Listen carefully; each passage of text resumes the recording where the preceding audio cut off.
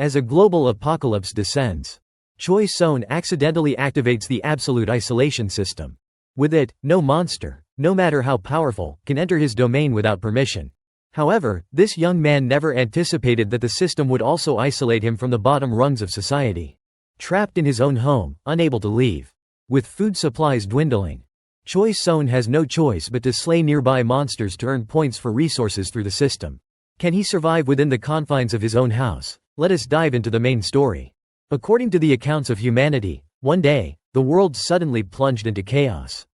A devastating pandemic swept across the globe. News reports flooded the airwaves, detailing a massive number of infected individuals, 740,000 people, primarily aged between 25 and 30. On top of that, wars erupted, causing immense losses. Economic collapse, food shortages, and other ominous signs began to surface. However, it was not humanity itself that drove the final nail into its own coffin. The end of civilization was brought about by forces akin to divine intervention. What followed was predictable, much like the plots of novels. Individuals with supernatural abilities began to emerge.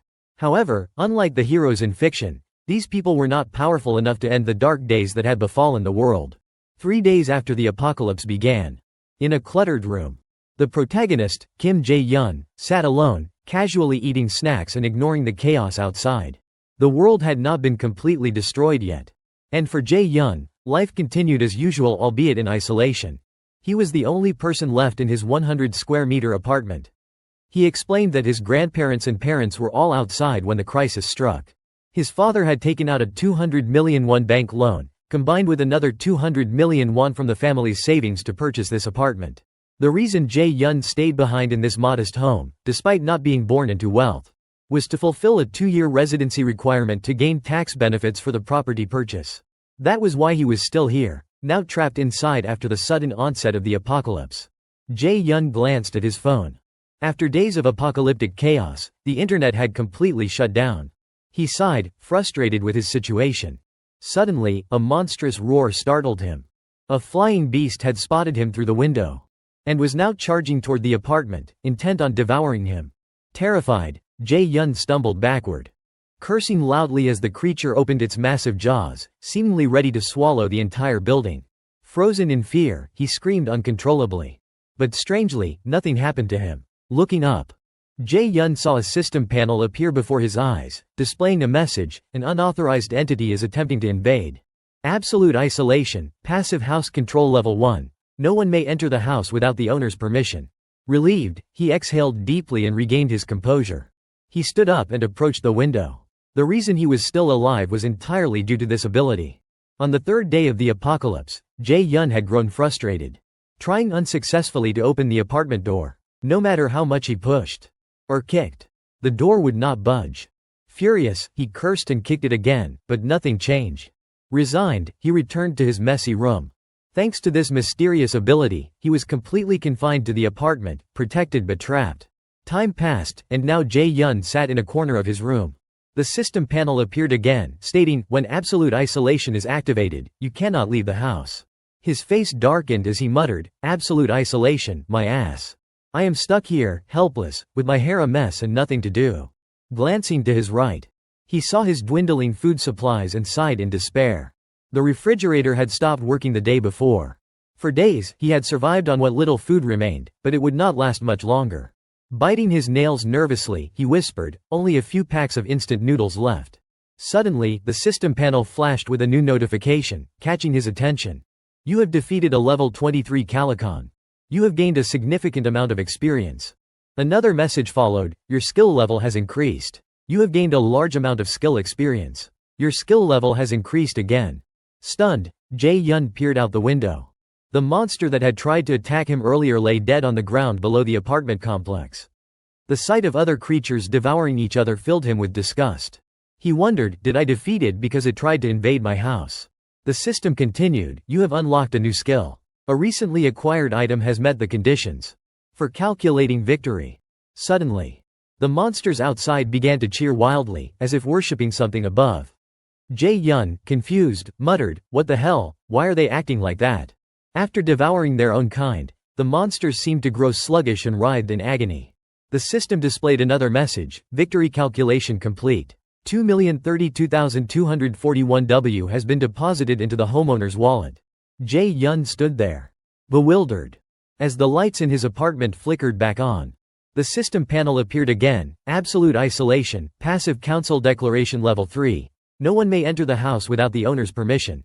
Absolute isolation, dignity protection level 1. To preserve your dignity, half of the house's functions will be restored. Homeowner's wallet balance, $2,032,240. His face lit up with joy, as he clenched his fists and shouted, "It is restored." Rushing to the refrigerator, he found it working again. He tested the faucet and electric stove, unable to hide his grin. Tears of relief streamed down his face as he yelled, "It is back. It is like before the apocalypse. Could everything else be restored too?" He grabbed his phone to check, but it still had no signal. Sighing in defeat, he noticed something on the floor. A USB drive lying haphazardly. Curious, Jae-yun plugged the USB into his computer. To his surprise, it contained photos of his family. Moments from his childhood, birthdays, and times when the three of them were together. He clenched his jaw, silent for a moment, then let out a determined breath. A newfound resolve surged within him. No matter what, I had to bring my family here. Standing up from his chair, he gazed out the window at the sky, his fists clenched with determination. Suddenly, the system chimed again. Absolute isolation, shop level 1, you can purchase listed items at their original prices. Jae-yun's pale face brightened as he read the word shop. The system continued, absolute isolation shop, please list the items you wish to purchase. Current balance, $2,032,239. Would you like to view the shop's inventory for the first time? The system panel displayed a notification, absolute isolation, shop level 1, you can purchase listed items at their original prices. Kim Jae-yun hesitated briefly, his expression a mix of curiosity and caution. A shop, after a moment of thought. He reached out and tapped the shop icon. A new message appeared. Homeowner's wallet, maximum level, balance, $2,032,240. Would you like to access the shop for the first time? List available items. As the system prompted him again, Jae-yun sank into thought, staring at the balance displayed. It seemed tied to his absolute isolation ability. He tried opening the window, but the system panel remained fixed in front of him, unyielding. Frustrated, he muttered, "It is useless. Even though my skill level has gone up a bit, I still can't leave." But one thing was certain. Defeating monsters increased his level and granted new skills. He wondered aloud, if I level up enough, maybe I will unlock a skill that lets me leave this place. But then a question struck him, how am I supposed to kill monsters? He sighed, thinking it was unlikely for another situation like the one with the flying beast to happen again.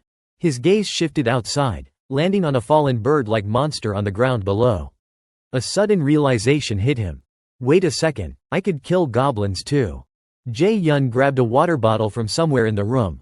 He pulled his arm back and hurled it out the window with force.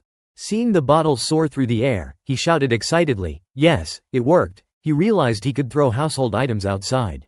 Encouraged, he searched for something else to use as a weapon and found a small dumbbell. Grinning with enthusiasm, he thought, let us give this a try. Suddenly, a commotion interrupted him. A group of goblins below was squabbling over food or something else. A mix of large and small goblins gathered, seemingly preparing to return to their lair after scavenging. Jae-yun, eager to test his strength, grew frustrated as his targets began to leave. Damn it, do not go, he cursed. He quickly grabbed the dumbbell and threw it with all his might, shouting, please do not miss. The dumbbell crashed to the ground with devastating force, causing the goblins to turn and look. Jae-yun broke into a cold sweat, panicking. Oh no, I have screwed up. That was my last one. What do I do now? There was nothing else in the apartment heavy enough to kill goblins. No way he could throw a TV or computer out the window. Just then, a piercing scream echoed from below. A group of goblins glared up at the apartment, baring their teeth and growling furiously.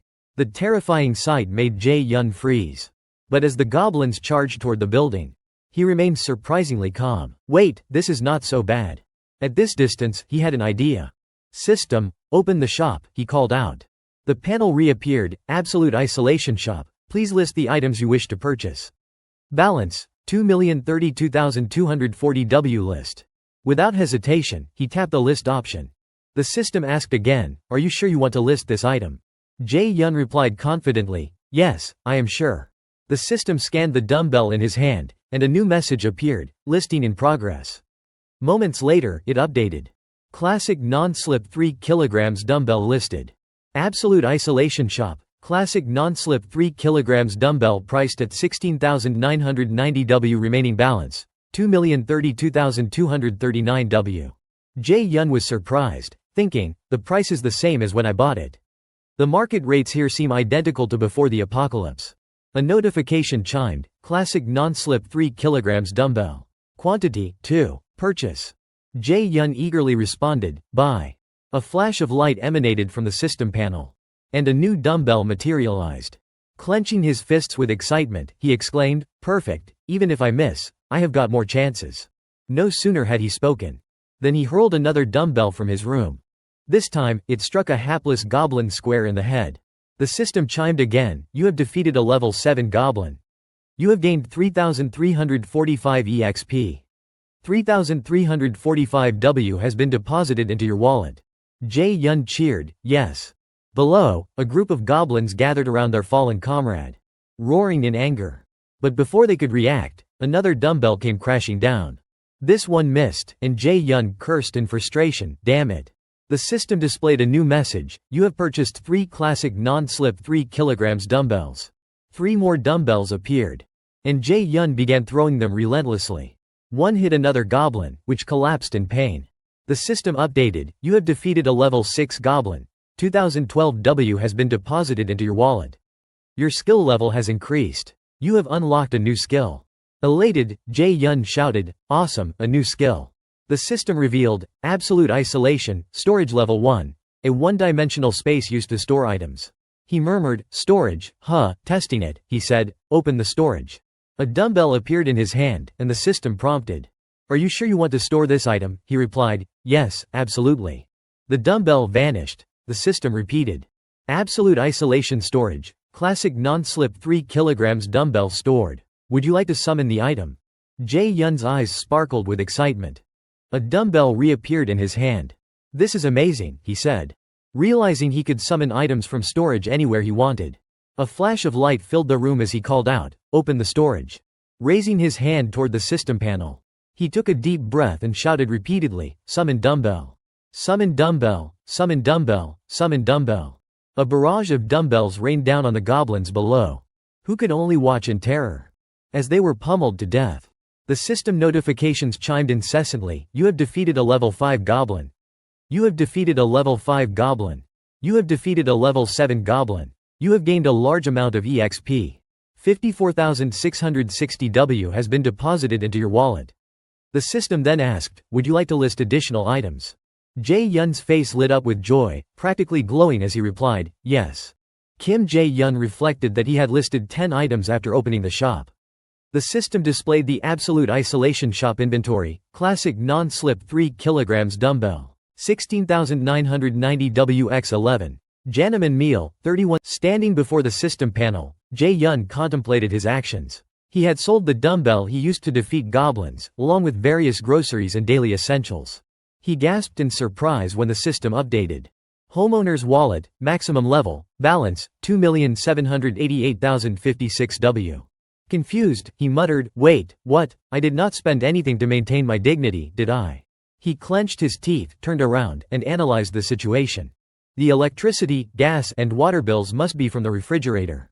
Frustrated, he grumbled, those damn goblins. Recalling the earlier encounter, he noted that after killing goblins by throwing dumbbells, the survivors had fled back to their lair. He calculated, since then, I have only managed to kill 2 of them. Stepping onto the balcony, he gazed at the sky and muttered irritably, damn it, are there any other creatures I can hunt? Below, only the skeletal remains of the previously defeated monster remained.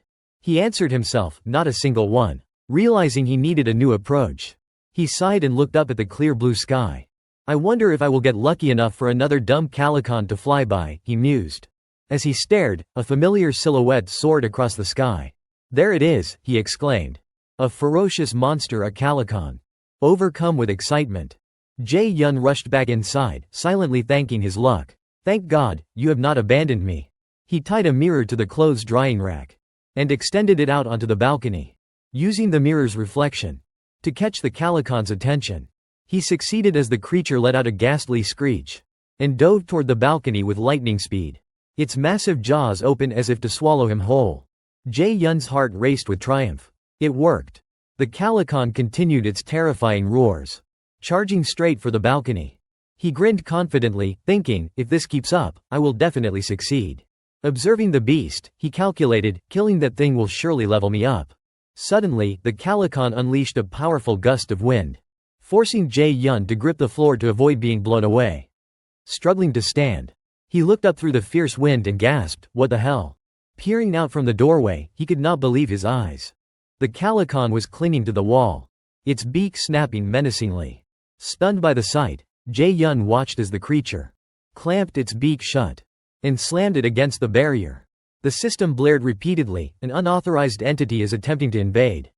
An unauthorized entity is attempting to invade. The relentless attacks continued, and Jae-yun, growing anxious, muttered, it can't get in, right? Urging himself to act, he shouted, open the shop.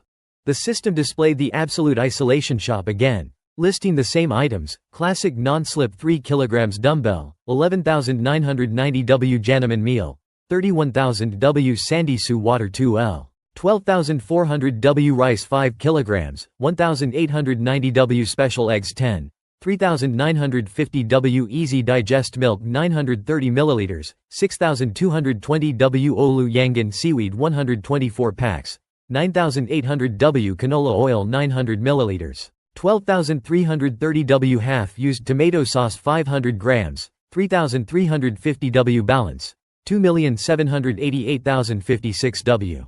Jae-yun analyzed his observations. From what I have seen, loot calculation only occurs if the corpse is nearby. He recalled that the goblins had dragged their dead away, and those kills were not counted as victories. Grinding his teeth in frustration, he thought, if the distance exceeds a certain limit, it does not count as loot. Determined not to let that happen again, he wondered, is there a way to kill it in one shot? Scanning the shop's inventory, an idea struck him. He decided to purchase 10 bottles of canola oil. The system prompted, are you sure you want to buy? Without hesitation, he replied, yes, absolutely. 10 bottles of canola oil appeared, and he hurriedly carried them inside. Setting a pot on the stove, he poured all the oil into it and cranked up the heat. While waiting for the oil to boil, he wrapped a cloth around the end of a wooden stick and secured it with tape. After completing the preparations, he dipped the cloth-wrapped end into the boiling oil. Holding the steaming pot, he commanded, open the shop and select storage. The system asked, branch this item? He responded, yes. Pouring the boiling oil into the system's storage, he received a notification. Boiling canola oil has been added to storage. Next, he grabbed a lighter and ignited the oil-soaked cloth, which burst into flames. Stepping onto the balcony, he saw the Calican still clinging to the wall above. Ready for battle, he shouted, summon boiling canola oil. The system released the scalding oil onto the Calican, which screamed in agony and writhed.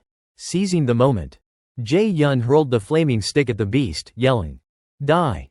The burning stick made contact with the oil-soaked Calican, igniting a massive blaze that engulfed it in red-hot flames. I did it, he cheered. The Calican, consumed by fire, plummeted to the ground, thrashing in pain, until it was completely defeated. The system announced, you have successfully defeated a level 27 Calican. You have gained a large amount of express. Your skill level has increased. You have unlocked a new skill. It continued, a recently acquired item has met the conditions for loot calculation. Moments later, it displayed, loot calculation complete. 9,347,487 W has been deposited into the homeowner's wallet. Jae-yun stammered in disbelief, 9 million. Pointing at the system's display, he marveled, I am almost at 10 million. The system chimed again, conditions met. House territory expansion has begun. The apartment began to tremble. What is happening? Jae-yun exclaimed. The shaking intensified, and he shouted, what the hell is this? His vision darkened, as if covered by a film. Clutching his face in pain, he suddenly realized he could see through the walls. His vision extended to the hallway outside his apartment. To his shock, he saw a family, a man, a woman, and 2 children huddled together in a living room. There are people, he gasped. Are they my neighbors? Strange strings of numbers flashed through Kim Jae-yun's mind, causing him to clutch his head and cry out in panic, what is happening? Nearby, his neighbors were equally alarmed, unsure of what was going on. The pain in Jae-yun's head intensified, and he called out for help. Suddenly, a cloud of black smoke enveloped him, making him scream in agony. After a moment, the smoke dissipated, leaving Jae-yun bewildered by what had just occurred. The system panel abruptly displayed information about his neighbors. Choi Hung-jun, a bespectacled man in his 30s, the husband. Park Hae-won, a woman with long hair in her 30s, the wife. Choi Neon, their eldest daughter, 6 years old. Choi Sol-yeon, their younger daughter, 3 years old. Below, the system announced, "You have discovered entities eligible to be registered as residents. Would you like to grant them resident status?" Jae-yun stepped back into his apartment, pondering. What happens if I do not grant them resident status? The system responded coldly, "Entities without resident status will be expelled from the house." It then prompted, "Are you sure you want to grant resident status?" Fearful of the consequences, Jae-yun thought, if I do not grant them resident status, they will be at the mercy of the monsters outside. After careful consideration, he decided, grant resident status to all 4 of them. The system confirmed, Choi Hung-jun, Park Hae-won, Choi Neon, and Choi Sol-yeon have been granted resident status. After registering the 4 neighbors as residents, Jae-yun received a notification, "You have unlocked a new skill." Excited, he thought, awesome, I might get more skills related to residents. He checked the system, which displayed, Skill 1, Absolute Isolation, Supreme Vision Level 1. Nothing within the house can escape your sight. Curious, Jae-yun scanned for more resident-related skills. To his delight, he found another. Skill 2, Absolute Isolation, Passive Homeowner Authority. No one can enter the house without the homeowner's permission, and you can manage residents. Continuing to browse, he found what he was looking for. The system displayed the residents' stats. Choi Hung-jun, Level 9, Trust 24. Park Hae-won, Level 5, Trust 18. Choi Neon, Level 3, Trust 33. Choi Sol-yeon, Level 2, Trust 42. Current population, 4 per 600. Jae-yun exclaimed in shock, 600 people, isn't that way too many? He tapped on Choi Hung-jun's profile, which revealed. Name, Choi Hung-jun. Level, 9. Trust, 24. Awakened ability, none. Express share ratio, 0%. Money share ratio, 0%. Options, assign task, expel. Reading the resident details, Jae-yun mused, express and money share ratios, so I can decide how much they share with me. A sly grin spread across his face as he thought. This is how I will get stronger, noticing the task assignment feature. He saw options to describe tasks, set time limits, rewards, and penalties for failure. Amazed by the system's capabilities, he thought, this is VIP level stuff. He decided to assign his first task. Task description, hunt 1 goblin. Time limit, 168 hours. Reward, small amount of express. Penalty for failure, none. The system asked, would you like to assign this task? Jae-yun considered, the reward is basic, but how harsh could the penalty be? He adjusted the penalty to death and updated the task. Task description, hunt 1 goblin. Time limit, 168 hours. Reward, small amount of express. Penalty for failure, death. The system prompted again, would you like to assign this task? Hesitating, Jae-yun realized the penalty was too severe and said, number. The system confirmed, task assignment cancelled. Struck by the system's absolute authority, he understood he could potentially kill his residents at any time. Shocked by the extent of his power, he muttered, is this really my ability? Uncertain of his next move, Jae-yun activated Supreme Vision. A cloud of black smoke enveloped the room, granting him a view of his neighbor's apartment. He overheard Park Hae-won say to her husband, honey, what are we going to do? Choi Hung-jun, rubbing his forehead in frustration, replied, what else can we do? I need to go out and find water at least. He added, I want to stay here with you and the kids, but. Hae-won, worried, protested, no, it is too dangerous. Hung-jun sighed, I know, but we have no choice. Where else can we find water? Desperate, Hung-jun decided to try the nearby convenience store, hoping its size meant it still had supplies. The children, exhausted, whimpered, Mom, we are thirsty. Hearing his family's pleas, Hung-jun clenched his fists in frustration. With determination, he reassured Hae-won, trust me, I will bring something back. Stay here and wait. Driven by their hunger and thirst, Hae-won reluctantly agreed. Back in his room, Jae-yun deactivated Supreme Vision, concerned for his neighbor's dire situation. Things are worse than I thought, he muttered. He opened the shop, but grumbled. If only I could add more items to storage. Checking his skills, the system displayed. Absolute Isolation Shop Level 1, Purchase available items at original prices. Passive dignity preservation level 1. Half of the house's functions are restored to preserve your dignity. Storage level 1. A dimensional space for storing items. Elated at the storage potential, Jae-yun saw a new prompt. Would you like to upgrade the skills of the Absolute Dweller? He immediately replied, yes. The system glowed, indicating a skill upgrade. Checking again, he found. Absolute Isolation Shop level 2. Available items increased to 20. With a 10% discount on all items. Pleased with the upgrade, Jae-yun thought, not bad. Realizing he had 2 more points to allocate, he decided, I should invest in the shop and dignity preservation. I will likely have more residents soon. He upgraded the shop to level 3, and the system updated. Absolute Isolation Shop level 3. Available items increased to 40, with the ability to restore items. Jae-yun was thrilled, thinking, restoring items, turning old stuff into new. That is incredible, level 3 was worth it. He opened the shop and saw he could purchase items like sandisu water and juice. Noticing he needed to upgrade other skills, he selected Dignity Preservation. The system prompted, would you like to upgrade Dignity Preservation? He agreed, thinking, if I can provide electricity and water to my neighbors, I will gain more in return. The system updated. Dignity Preservation level 2. You can now have subordinates. Confused, Jae-yun wondered, subordinates, what is that? Meanwhile, in the neighbor's apartment, Choi Hung-jun prepared to venture out for supplies. Hae-won and the children worried for his safety. Smiling reassuringly, he said, I will be back soon. Protect the house while I am gone. Neon and Sol-yeon asked tearfully, are you really going out, Dad? He comforted them, yes, I am going to find food and water. Listen to your mom while I am away. Sol-yeon, crying, tried to stop him. Recalling the terrifying moment. When monsters first appeared. She and Neon had been playing in the sand. When ferocious creatures attacked. Their parents had grabbed them. And fled home just in time. Remembering that danger, Hung-jun was determined not to let it happen again. He soothed his daughters, don't worry, it will be fine. Steeling himself, he thought, this might be the last time I see them. Biting his lip to suppress his fears, he resolved to stay strong. Suddenly, a knock at the door startled the family. Hae-won clutched her children protectively, while Hung-jun grabbed a stick, ready to attack. The knocking grew louder, heightening their fear. A human voice called out, excuse me, can you open the door?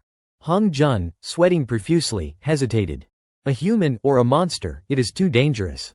The voice persisted, is anyone home? The family trembled, unsure what to do. The knocking intensified. Then stopped. Hung-jun whispered, did they leave? Staring at the door. He was shocked. When it swung open. He rushed to shield his family, shouting. No, Hae-won, kids, pleading, don't hurt my wife and kids. He was stunned to hear a calm, hello. Peeking cautiously, he saw it was no monster, it was Kim Jae-yun, bringing food for his residents. Still wary, Hung-jun demanded, who are you? Jae-yun introduced himself, hi, I am Kim Jae-yun, your neighbor. Holding out a bag, he said, I brought some water and fruit. Can we talk after you have eaten? Hung-jun hesitated. But seeing his starving wife and children, he realized he had no reason to refuse. This stranger might help them. Smiling, he said, come in. Choi Sol-yeon and Choi Neon stared at Kim Jae-yun as if they wanted to devour him. Jae-yun, flustered by the children's intense gazes, wondered, did I shock them too much? He glanced around, noting the dim, cramped room with curtains drawn tightly to block out all light, a wise precaution to reduce the risk of monster attacks. 5 people sat around a table, sharing snacks. Jae-yun took a bite of his snack, deep in thought. Looking up at the ceiling, he said, first, we need some light in here. His eyes glowed blue as he issued a mental command, lights. Instantly, the ceiling lights flickered on, startling everyone. Choi Hung-jun exclaimed, we have electricity. Ignoring the remark, Jae-yun rummaged through his backpack and pulled out a bottle of water, handing it to Hung-jun. Give the kids some water first, he said. Hung-jun, slightly taken aback, replied, oh, thank you. He distributed the water to Neon and Sol-yeon, who eagerly gulped it down. Drinking so fast they coughed from choking. Park Hae-won, concerned, asked, Sol-yeon, Neon, are you okay? Jae-yun, unsure how to respond, held out a tangerine and asked, do you like tangerines? He placed the fruit in Sol-yeon's hands. The girls hesitated but accepted it cautiously. Thank you. Sol-yeon said, her eyes fixed on the tangerine, practically drooling. Hae-won intervened, wait, let me peel it. She took the tangerine, peeled it, and handed the segments back to Sol Yian, who popped them into her mouth. A spark of joy lit up the little girl's face as she savored the sweet taste. Hei-1 smiled. Is it sweet, honey? Sol Yian beamed. So sweet, Mom. Neon pointed at herself excitedly. Me too, Mom, me too. After eating, Neon's face also glowed with satisfaction. The system chimed with notifications. Citizen Choi Hung-jun, trust increased. Citizen Park Hei-1, trust increased. Citizen Choi Neon, trust increased. Citizen Choi Sol Yian, trust increased. Citizen Choi Sol Yian's trust has reached 50. Loyalty unlocked. Citizen Choi Sol Yian's loyalty has exceeded 30. Choi Sol Yian meets the requirements to be registered as a vassal. The system displayed Sol Yian's profile. Name, Choi Sol Yian. Level, 2. Trust, 57. Awakened ability, none. Express share ratio, 0%. Money share ratio, 0%. Options, assign task, expel. Jae-yun glanced at the family laughing together. Then at Sol Yian, thinking, she meets the requirements to be a vassal, but she is too young. He shook his head, reasoning, unlike residents, I can only have 10 vassals. They should at least be as capable as Choi Hung-jun to handle tasks effectively. Looking at Hung-jun, who was playfully teasing his daughters, the system displayed above him. Name, Choi Hung-jun. Level, 9. Trust, 31. Jae-yun mused, his trust is only 31. I need to earn more of his confidence. As he brainstormed, Hung-jun suddenly spoke, startling him. Yes, Jae-yun responded. Hung-jun continued, thank you so much. I do not know how to repay you. Stammering, Jae-yun replied, let us talk in the hallway. Hung-jun, surprised, agreed, sure. Morning sunlight streamed through the hallway window. As Jae-yun and Hung-jun faced each other. Hesitantly, Jae-yun asked, have you received citizen status? Hung-jun, puzzled, replied, oh. He opened his system panel, which displayed, you have been granted citizen status. He explained, my whole family got this notification about 30 minutes ago. Jae-yun asked, did anything unusual happen? Hung-jun glanced at the system and said, yeah, we could not move our bodies for a while. Jae-yun nodded, thinking, they were frozen temporarily until they received citizen status. He spoke up, Mr. Choi, I will help you return to a normal life. Like before all this happened. Hung-jun, stunned, asked, what? Jae-yun pressed on, I can ensure monsters won't invade your home. Hung-jun, skeptical, questioned, is that possible? Jae-yun nodded firmly, yes. After a long pause, Hung-jun said, I know there is no such thing as a free lunch. What do I have to do? Jae-yun, testing his resolve, asked, what if it puts your life at risk? Hung-jun hesitated briefly but replied with determination, I would still try. Even without you, I would have to go out to find food and water. His face radiated resolve, I am already risking my life. Jae-yun nodded, impressed by his determination. Changing the subject, he asked, by the way, I saw a golf club earlier. How much does one cost? Hung-jun, confused, scratched his cheek and said, maybe 400,000 or 500,000 W. Jae-yun thought, too expensive to sell in the shop. I need to save money for the future. Hung-jun asked, why do you ask? Jae-yun waved it off, just curious. More seriously, he asked, do you remember when the monsters first appeared? Hung-jun reflected, it was the weekend. Those goblins. He shuddered, it was terrifying. Jae-yun agreed, yeah, I think those who stayed home that day survived. He recalled how easily he defeated a goblin, noting, goblins are not that strong, weaker than an adult man. Their real strength is their numbers. But then he thought of humanity's resilience, humans are the same. We can band together. His expression grew serious. First, I need to build an army. Suddenly, Jae-yun spoke up, Mr. Choi. Hung-jun, caught off guard, replied, yes. Jae-yun continued earnestly, from now on, I want you to help me find other survivors. Clasping his hands together, he pleaded with sincerity. The apartment complex was bathed in the dim, melancholic glow of dusk. The system chimed with a notification. Citizen Choi Hung-jun's trust has increased. Kim Jae-yun, sprawled on the sofa, saw the message and muttered, it went up again. The system displayed updated citizen information. Choi Hung-jun, trust 40. Park Hei-1, trust 32. Choi Neon, trust 51. Choi Sol Yian, trust 63. Current population, 4 per 600. Jae-yun sighed, thinking, will I be able to reunite with my family if I keep leveling up? A sudden, eerie scream from outside snapped him out of his thoughts.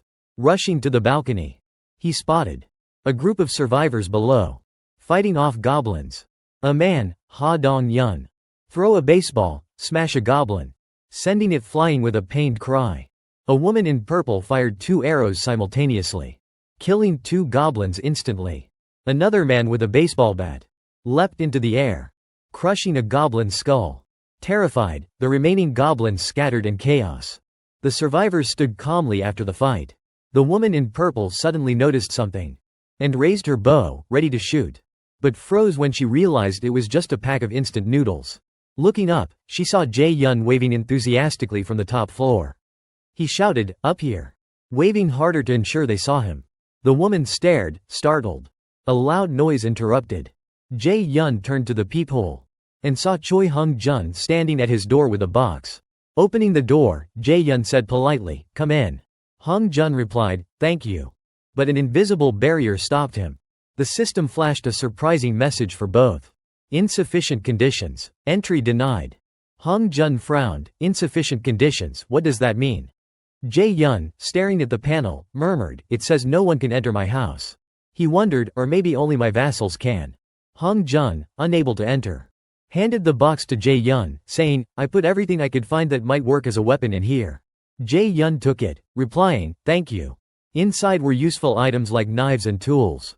Jae-yun commanded the system, "Open the shop." 5 bottles of water and 5 packs of ramen. Hung-jun watched in awe as the items materialized. Jae-yun handed them over, saying, "Can you place these at the first floor entrance?" Hung-jun hesitated. "The first floor, isn't that too dangerous?" Jae-yun reassured him, "It is fine. I have observed that goblins only roam during the day." Thinking of the survivors he saw, Jae-yun decided, "I need to recruit them. They will have no choice but to join me when they realize I have food." He added, "I have a plan. Just leave the items there." Hung-jun asked, "Should I leave them on the first floor and come back?" Jae-yun nodded, "Yes." Hung-jun agreed, "All right, that is easy." Bowing respectfully, he said, "See you." Jae-yun, feeling grateful for Hung-jun's kindness, replied awkwardly, "Thanks." Wanting to reward him, Jae-yun opened the task window. Task description: place 5 bottles of water and 5 packs of ramen on the first floor and return 0 per 1. Time limit, 24 hours. Reward, small amount of express. Penalty for failure, none. Hung-jun, amazed, asked, "Is this like leveling up in a game?" Jae-yun nodded, "Exactly. You are level 9 now. Leveling up comes with great rewards. I believe in you." Hung-jun smiled, "Got it." At the emergency staircase, Hung-jun stood with a golf club in hand, descending floor by floor. The floor numbers ticked down with his steps. Reaching the first floor, he panted, "Time to drop this off." Suddenly, he spotted shadowy figures and imagined terrifying monsters. Panicking, he tripped, spilling the box of water and ramen onto the floor. Writhing in pain, he shouted, "Get away! Get out of here!" Raising his arms to shield himself, he braced for an attack. Instead, a voice called out. Looking up, he saw the group of survivors, who awkwardly asked, "Are you okay?" The system suddenly flashed a notification: an unauthorized entity is attempting to invade. Kim Jae-yun exclaimed, "What?" Reading the message, he muttered, "I need to check this." Activating his supreme vision skill, he saw Choi Hung-jun with the group of survivors. The woman in purple spoke up, "This is the apartment where someone threw down a pack of ramen." A man, skeptical, added, "That means there is food here." Ha Dong-yun replied, "Exactly. Think about it, we are almost out of supplies." Jae-yun deactivated the skill, thinking, "It is them." The system prompted, "Entities eligible to become citizens are approaching. Would you like to offer them citizen status?" He murmured, "A citizen status offer." Reflecting, he wondered, during the territory expansion, I could force citizen status on those inside, but do outsiders get a choice? Annoyed at the possibility, he thought, if so, they could refuse my offer. What should I do? A sudden noise interrupted his thoughts. Checking the surveillance camera, Jae-yun had an idea. "Let us see," he said.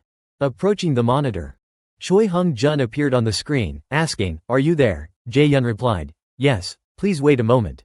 The system notified, "Citizen Choi Hung-jun is in progress with a task. Would you like to modify the task?"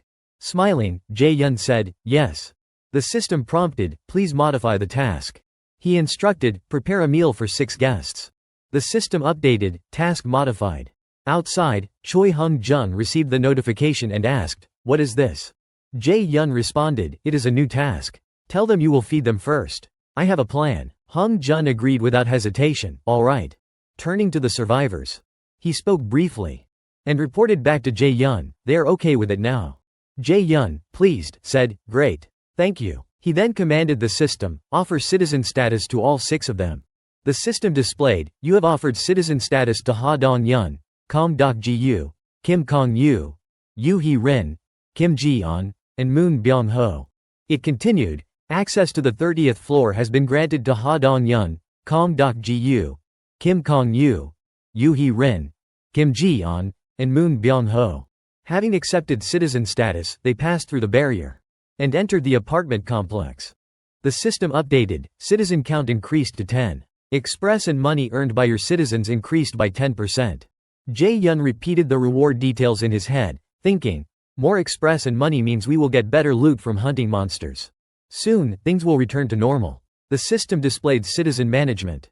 Ha Dong-yun, level 23, trust 19. Kong Dok-ji-yu, level 13, trust 28. Kim Kong-yu, level 17, trust 17. Yoo Hee-rin, level 10, trust 30. Kim Ji-on, level 11, trust 15. Moon Byung-ho, level 10, trust 11. Current population, 10 per 600.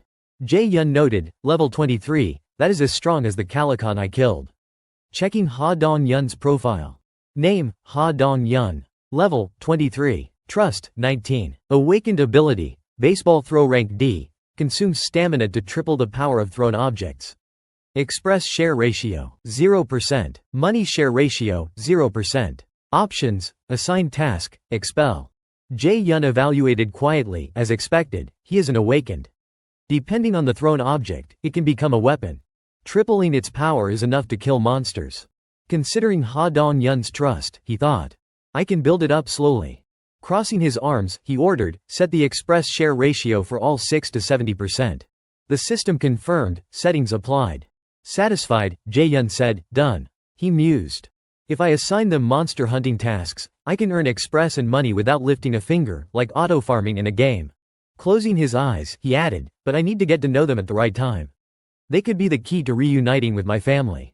Suddenly, the system announced. Citizen Ha Dong-yun's trust has increased. Jae-yun exclaimed, what? More notifications followed. Citizen Kim Kong-yu's trust has increased. Citizen Yoo Hee-rin's trust has increased. Surprised, he muttered, how? Meanwhile, Choi Hung-jun warmly welcomed the group, come in. They responded politely, thank you. Park Hae-won rushed out, asking, honey, what is going on? Hung-jun replied, I will explain later. Can you help me prepare some food? Hae-won hesitated, right now, I would have to start from scratch. Hung-jun, apologetic, said, please, I think Jae-yun has a plan. After a moment's thought, Hae-won agreed. All right, I will get started. Addressing the newcomers, she said, please wait a moment. They replied, yes, thank you.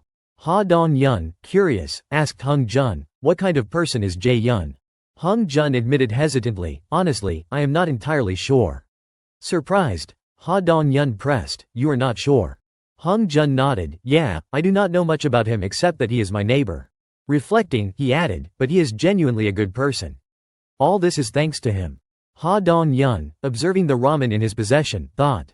That means he is an awakened with incredible abilities.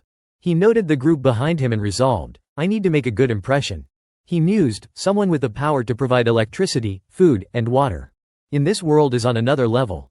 Hung-jun politely suggested, it will take a while to prepare food. Would anyone like to shower first? Kim Kong-yu and Yoo Hee-rin cheered, a shower, can we really? Ha Dong-yun realized, if there is electricity, most facilities should work. Hung-jun confirmed, yes, and hot water too. The women gasped, hot water. Hung-jun smiled, it is part of Jae-yun's abilities. There is a bathroom in the living room and the master bedroom, so two can shower at once. I will show you. Still in disbelief, they thanked him, one saying, this is amazing. A man in the group asked, do you think that guy's an awakened too? Ha Dong-yun replied, possibly. His abilities might be far stronger than mine. Another man, grinning, slapped Ha Dong-yun's shoulder, don't lose hope. All we need is Ha Dong-yun snapped, you idiot, what are you talking about? We should try to impress him if we can. The man asked, what do you mean? Irritated, Ha Dong-yun said, please, just stay quiet and do not mess this up. The man laughed, all right, all right. Ha Dong-yun, exasperated, addressed the group. Our goal is to gather as much food as possible. Let us not ruin this. Read the notifications carefully, got it? They nodded, understood. Moon Byung-ho suddenly spoke up, sounding worried. Ha Dong-yun noticed and called out, Byung-ho, what is wrong? Sorry, I was not paying attention. Feeling guilty, Ha Dong-yun apologized. It is my fault. Byung-ho shook his head. No, you did not do anything wrong. Ha Dong-yun, somber, said, I am really sorry. If I had not invited you all to my housewarming party. Byung-ho dismissed it. It is fine. I went because I wanted to. Ha Dong-yun suggested, let us gather food here and head to your grandmother's place together. Byung-ho agreed. Okay, thanks. Lowering his head, Byung-ho clenched his teeth, suppressing his emotions. Thinking of monsters. And his grandmother, he whispered in despair. The chance she is still alive. Ha Dong-yun interrupted, it is nearby. We can get there if we work together. Just a bit more effort. Byung-ho nodded, got it. Suddenly, a noise came from the door, which slowly creaked open, revealing a figure. Ha Dong-yun gripped his baseball tightly, shouting, what is happening? Jae-yun stepped into view. Everyone shared the same thought, we felt it instantly. Jae-yun declared, I will help all of you. They thought, maybe this person. Ha Dong-yun relaxed his grip on the ball. And they all silently agreed. He might be the one to save us. 7 people crowded around a long table in the small apartment, the atmosphere heavy with silence. Park Hae-won, embarrassed, covered her mouth and laughed awkwardly. Sorry, it is a bit cramped.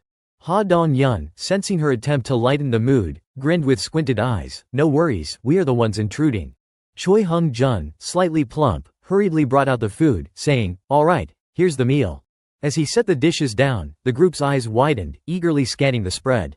Hae-won, blushing and sweating nervously, scratched her head. I hope it is to everyone's liking. The table was adorned with simple yet fragrant dishes, rolled omelets, fried eggs, and 2 plates of vegetables. A chopstick touched a piece of rolled omelet, and Yu-hee-rin, the woman with a ponytail, took a bite. Her jaw dropped, saliva dripping as she clutched her chopsticks, exclaiming, oh, this is delicious. Embarrassed, she wiped her mouth and shouted, don't worry, it is amazing, sis, this is a real feast. Hae-won waved off the compliment, it is thanks to the ingredients Jae-yun provided. I almost had to serve just rice and tangerines. The system flashed, Citizen Park Hae-won, Trust 50, Level 5.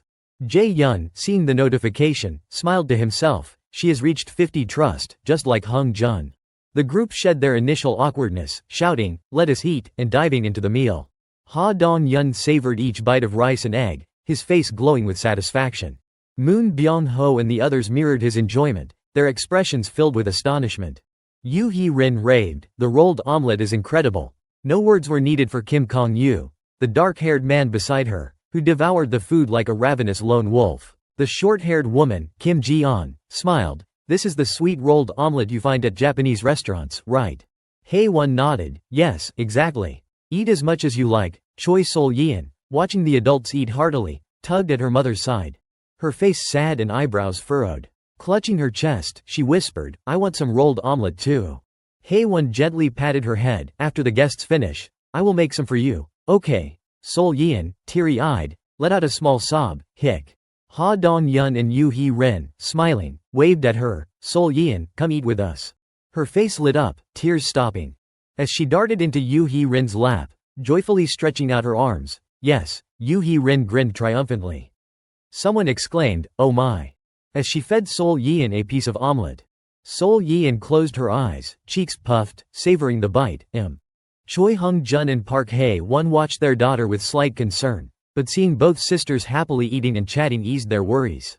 Jae-yun called out, come on, everyone, eat, there is plenty of rice. The couple exchanged glances. Then smiled broadly, saying in unison, let us join in. Amid the lively chatter and eating, Jae-yun ducked under the table, as if withdrawing from the noisy world.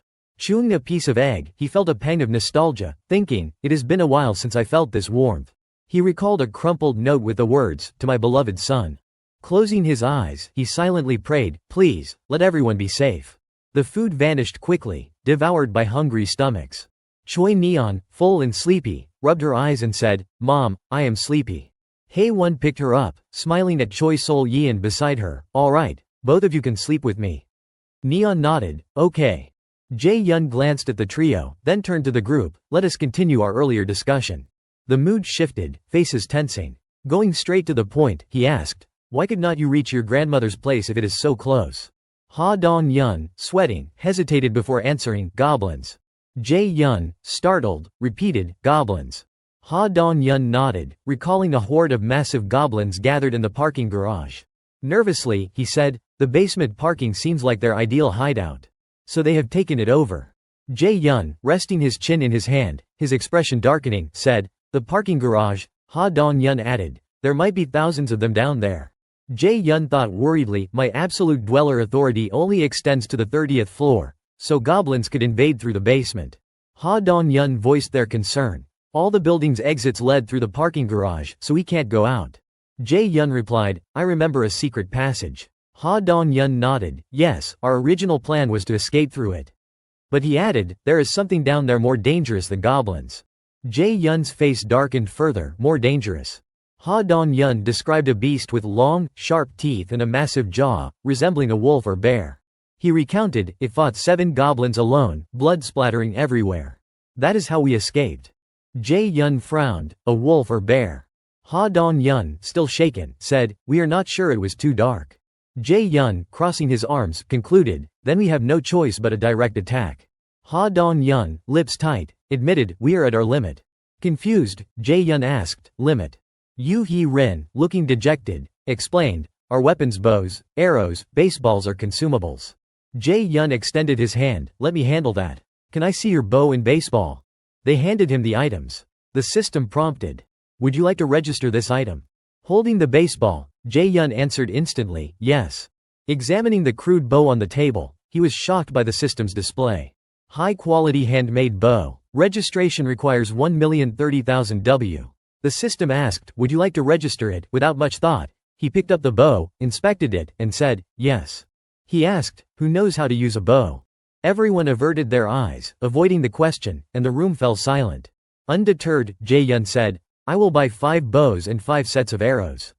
If you do not know how to shoot, now's the time to learn, you will need it later. As he spoke, the system emitted a green glow, materializing the requested items. Notifications followed. Citizen Ha Dong-yun, trust increased. Citizen Kim Kong-yu, trust increased. Citizen Yu-Hee-rin, trust increased.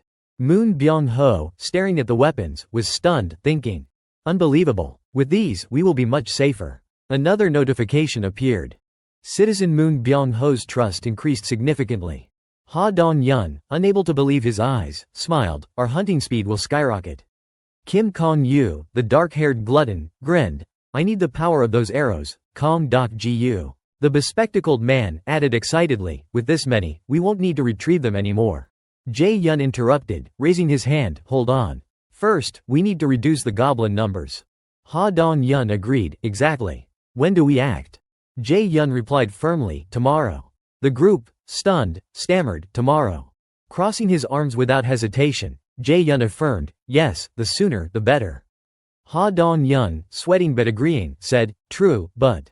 In front of everyone, Jae-yun boldly declared, tomorrow, I will make sure we rescue Moon Byung-ho's grandmother first. Moon Byung-ho's somber expression transformed into a joyful smile, his heart lighter. Jae-yun felt relieved. Ha Dong-yun, gaining some trust but still skeptical, asked, how's that possible? Jae-yun grinned, what if we use bait as a strategy? Hearing his plan, everyone fell silent, holding their breath and staring at him.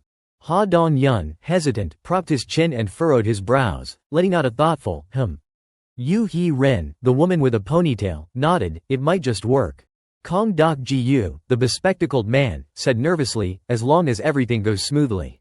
The system flashed a notification, Citizen Choi Hung-jun has completed the task. 30,000 W task cost deducted. Jae-yun, surprised, thought, I assigned Hung-jun a task, but I did not expect it to cost money. Realizing the implication, he mused, so, with enough money, I can level up citizens. He imagined Choi Hung-jun happily leveling up after being stuffed with cash.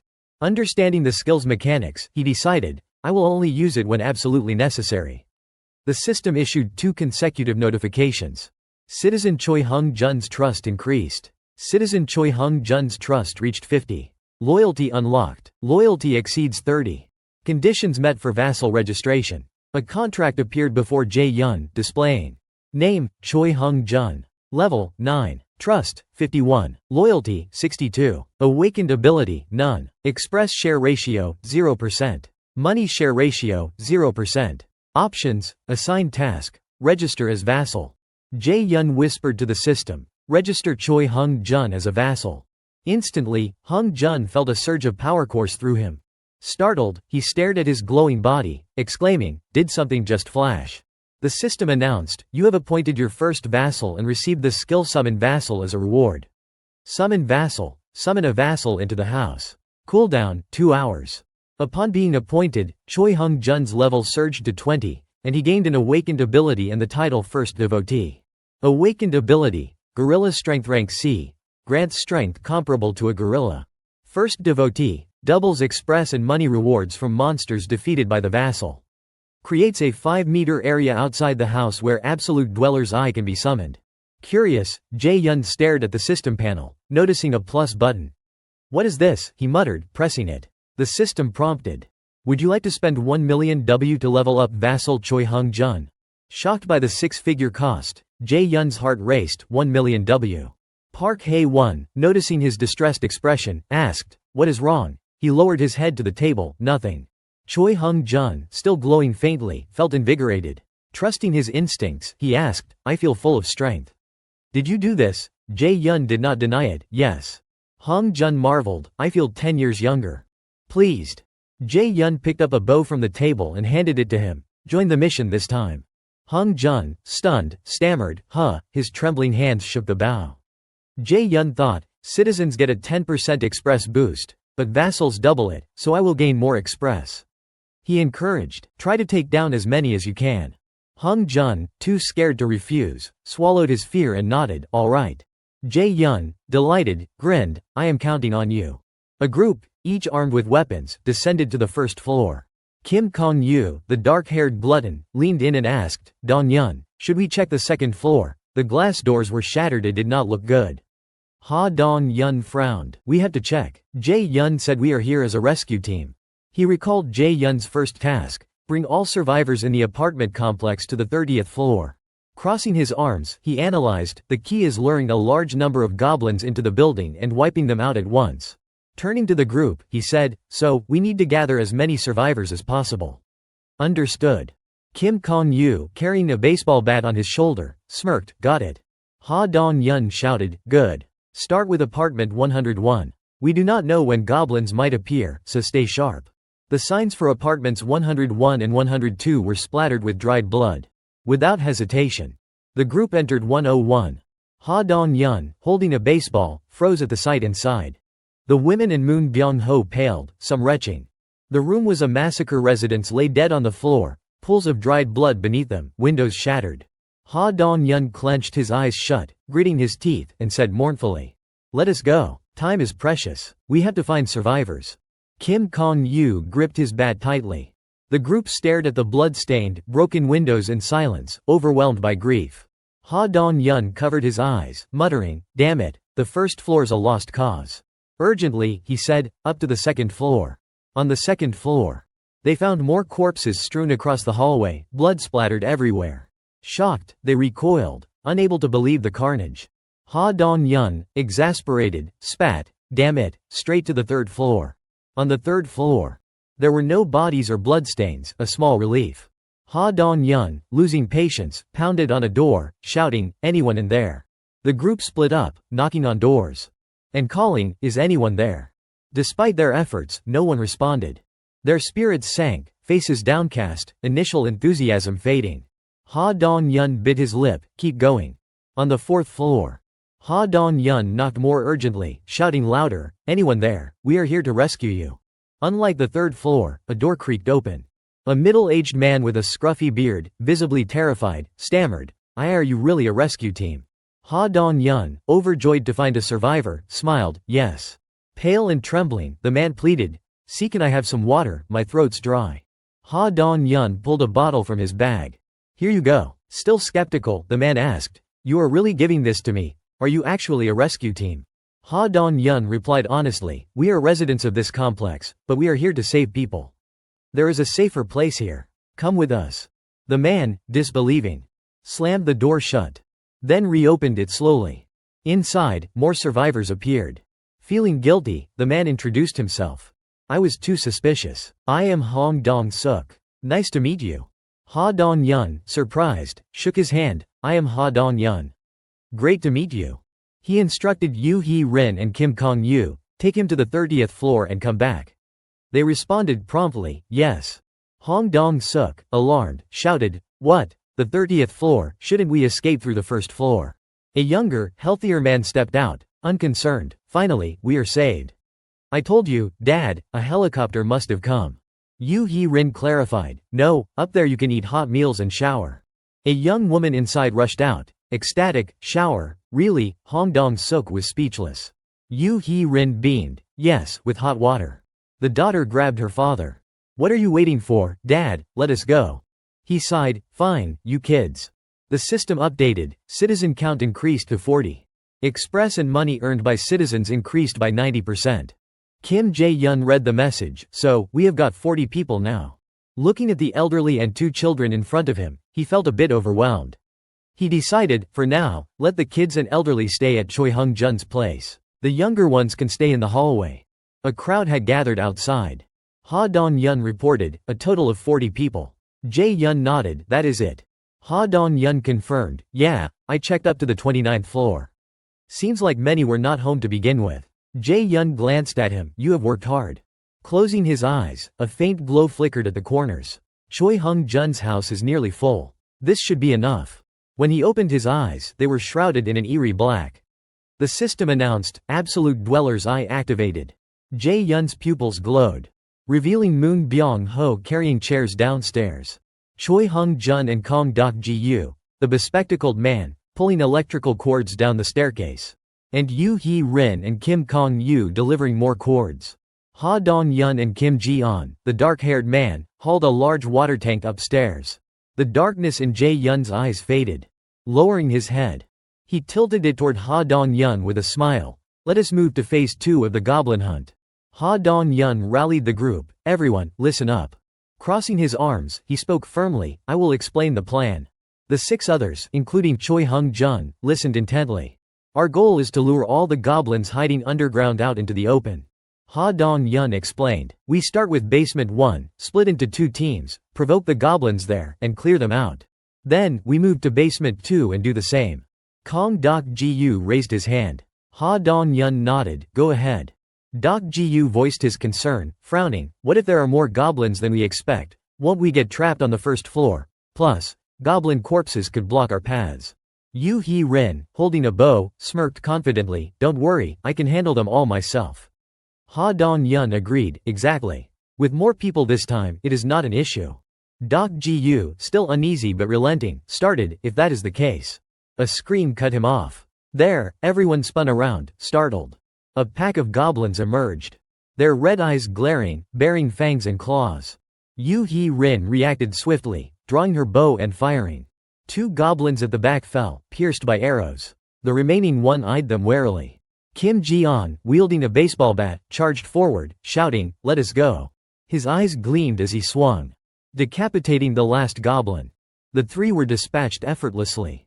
Kong Dok-ji-yu, speechless, stared at Ji-on. Senior, why bring a bow if you were just going to use that? Didn't you say we needed arrows? Ji-on scratched his head, oh, right, my bad. Yu Hee-rin pointed. Look, the goblin corpses are vanishing. Moon Byung-ho, amazed, wondered, is this Jae-yun's power too? Ha Dong-yun signaled the group, alright, let us head to basement 1. Moon Byung-ho followed eagerly, thinking, I knew he would have a solution. Meanwhile, the system notified, citizens Ha Dong-yun, Kim Kong-yu, and Yu Hee-rin's trust increased. Jae-yun twisted open a water bottle. A flood of system alerts appearing before him. Perfect timing, he thought. Taking a sip with a nonchalant expression. I did not mean to, but it feels like I am monitoring them. 2 more notifications appeared. Citizen Moon Byung-ho's trust reached 50. Loyalty unlocked. Citizen Moon Byung-ho's loyalty exceeds 30. Conditions met for vassal registration. Jae-yun, startled, exclaimed, what, in just a few hours? Reflecting, he thought, it is fine. The faster I gain vassals, the quicker we grow. The The system updated Moon Byung-ho's profile. Name, Moon Byung-ho. Level, 10. Trust, 55. Loyalty, 88. Awakened ability, none. Express share ratio, 70%. Money share ratio, 0%. Options, assign task, expel. Jae-yun, astonished, muttered, loyalty at 88 already. Calming down, he said, not a bad thing. Manipulating the system, he smiled, time to register him as a vassal. In basement 1, goblin screams echoed. Ha Dong-yun shouted, there, and attacked with his fists. Moon Byung-ho, Yu Hee-rin, and Kong Dok-ji-yu stood back, skillfully firing arrows at the charging goblins. Kim Ji-on, not to be outdone, swung his bat, felling another. Suddenly, Moon Byung-ho froze, feeling a surge of power coursing through him. The group stared in shock. Kim Ji-on yelled, what the hell is this? The goblins, blinded by the light radiating from Moon Byung-ho, instinctively shielded their eyes. Kia. A terrifying aura spread, overwhelming the goblins. They screamed, clutching their eyes in agony. As their red gazes glowed in the dark. Ha Dong-yun, unsure what happened, shouted, run. He signaled the group to flee toward the emergency staircase. Ha and Yu Hee-rin fired arrows at the pursuing goblins, covering the retreat. An arrow struck a goblin's head, dropping it instantly. Yu Hee-rin narrowed her eyes, her gaze sharpening. Creating 2 illusory clones, she unleashed a barrage of arrows at the frenzied goblins. As one fell, another surged forward, roaring ferociously. The goblin horde grew, wave after wave replacing the fallen. Moon Byung-ho yelled, there is too many. Ha Dong-yun, pale with fear, cursed, damn it. I did not expect to draw this much attention. Kim Ji-on, running, shouted, looks like the basement 2 goblins are here too. Yu Hee-rin, firing relentlessly, yelled, hurry to the staircase. Footsteps thundered as they neared the exit. Kong Dok-ji-yu held the door, urging, faster, once everyone was through. Ha Dong-yun slammed the door shut. A goblin's hand reached through the gap, clawing deeper. Arg, Ha struggled, pushing back. Kong Dok-ji-yu and Kim Ji-on rushed to help, shouting as they forced the door closed. More goblins pressed against it, snarling through the crack. Kia. Ji-on grunted, we can't hold this, Dok-ji-yu yelled, to the first floor, now. Amid the struggle, a voice roared, get back. Choi Hung-jun appeared, teeth gritted. Ha! His muscles bulged. And a faint gorilla silhouette loomed behind him. The system announced, Gorilla King's might rank C, grants strength rivaling a gorilla. Hung-jun charged, slamming the door shut, trapping the goblins outside. Ha Dong-yun stared in awe. Whoa, Kim Ji-on, anxious, said, we have to make this work. The goblins pounded the door, shrieking, Kia. Hung-jun, sweating profusely, panted, I can't. Give up. This is my job. Ha Dong-yun, reaching the stairs, called, Uncle, we are safe, come up. Hung-jun turned. Rushing to join them. Suddenly, he twisted his ankle, collapsing. Without him holding the door, the goblins burst through. The group screamed, Uncle. Hung-jun, on the ground, shouted, go ahead. A goblin's hand lunged toward him. Ha Dong-yun, sweating, cursed, damn it. A blur flashed past. Kim Ji-on swung his bat, sending the goblin flying. Extending his hand, he yelled, Uncle, hurry. More goblins surged forward, roaring, Kia. Hung-jun reached for Ji-on's hand. A goblin's claw grazed him. Instantly, Hung-jun vanished. The goblin grasped air. Ji-on blinked, confused, huh. The goblins charged him. Kia. Panicking, he swung his bat. Knocking one back. The others drew their bows, providing cover. Go, now. Ji-on, still dazed, stammered, what? Turning, he sprinted up the stairs. Kong Dok-ji-yu shouted, move it. Ha Dong-yun. And Yu Hee-rin, bows raised, yelled in unison, hurry. Kim Ji-on raced to join the group. Under the full moon. A bear with glowing red eyes savagely tore apart a goblin in the apartment complex's shadows. Its wild ferocity unleashed. It ripped through one goblin after another. Driven to kill more. The goblins screeched, Iki Ike. The bear snapped its head back, standing menacingly at the building's base. In the quiet night, only one apartment on the top floor glowed with light. The bear, radiating primal fury, roared, kill them all. Meanwhile, Choi Hung-jun, who had vanished, reappeared elsewhere. Crashing to the ground with a panicked yell, arg, groaning in pain, he saw a figure before him. Adjusting his glasses, he gasped, Jae-yun. Kim Jae-yun extended a hand to help him up, his face eerily calm. I was worried about everyone, so I used Mind's Eye to monitor everything. Luckily, Summon Vassal worked perfectly. A bloody scratch marred Hong Jun's calf. Trembling, he endured the pain, muttering, "It is just a light wound. It will heal soon." Jae Yun, concerned, studied him silently. "I need to buy medical supplies from the system." Turning to enter the room, he said, "Wait here." Hong Jun, surprised, stammered, "Huh." Jae Yun opened a first aid kit, memories flooding back. As a child, when he would cried over a scrape, his mother had smiled and gently applied medicine, saying, "In times like these, medicine is the most essential thing." Shaking off nostalgia, he gathered the supplies, then paused. The system only has 40 slots left. What should I register? An idea struck. He packed the bandages and antiseptics back into the kit. The system displayed, "Old First Aid Kit, 77,330W to register." Jae Yun grinned, "Perfect." Returning, he placed the kit before Hong Jun, who looked puzzled. Sitting down, Jae Yun said, "Let me check your wound." Hong Jun rolled up his pant leg, revealing a blood-soaked gash. Nervously, he asked, "Will it really heal?" Jae Yun, holding tweezers with alcohol-soaked cotton, replied, "I will disinfect it first." Hong Jun nodded, "Okay." As Jae Yun cleaned the wound, Hong Jun winced. "Ow," the system flashed. Citizen Choi Hong Jun's trust increased. Citizen Choi Hong Jun's loyalty increased. After bandaging the wound, Hong Jun felt better, saying, "Thank you." Jae Yun, expressionless, packed the kit. "I wonder how the others are doing." Standing, he said, "Rest here for now. I have something to do." Hong Jun looked up, "All right." Closing his eyes, Jae Yun activated Mind's Eye. His eyes darkened, white pupils glowing. The system announced, "Mind's Eye activated." Below, the group frantically ascended the emergency staircase. Escaping the basement to the first floor. Yu Hee-rin, bow raised, shot at pursuing goblins. An arrow pierced a goblin's head behind Kong Dok-ji-yu, who gritted his teeth. Ha Dong-yun and Kong Dok-ji-yu drew their bows, shouting, "Go, run." Kim Kong-yu sprinted ahead. Goblins close behind, arrows felling them with cries of "Iki." 3 more arrows zipped past Kong-yu, striking the goblins. Moon Byung-ho, bow in hand, yelled, swinging it to knock 2 airborne goblins down. Charging forward, he continued battering the goblins, who screamed in pain, "Why Ki-yi?" The group watched in awe, faces pale. Ha Dong-yun exclaimed, "What the hell, is he insane?" Kong Dok-ji-yu countered, "He has always been good at fighting." Observing through Mind's Eye, Jae Yun thought, "They are doing well." The system announced, "Citizen Moon Byung-ho, level 30, second devotee. Trust, 55. Loyalty, 88. Awakened ability, teleportation, uses mental energy to move through space, limited to visible locations.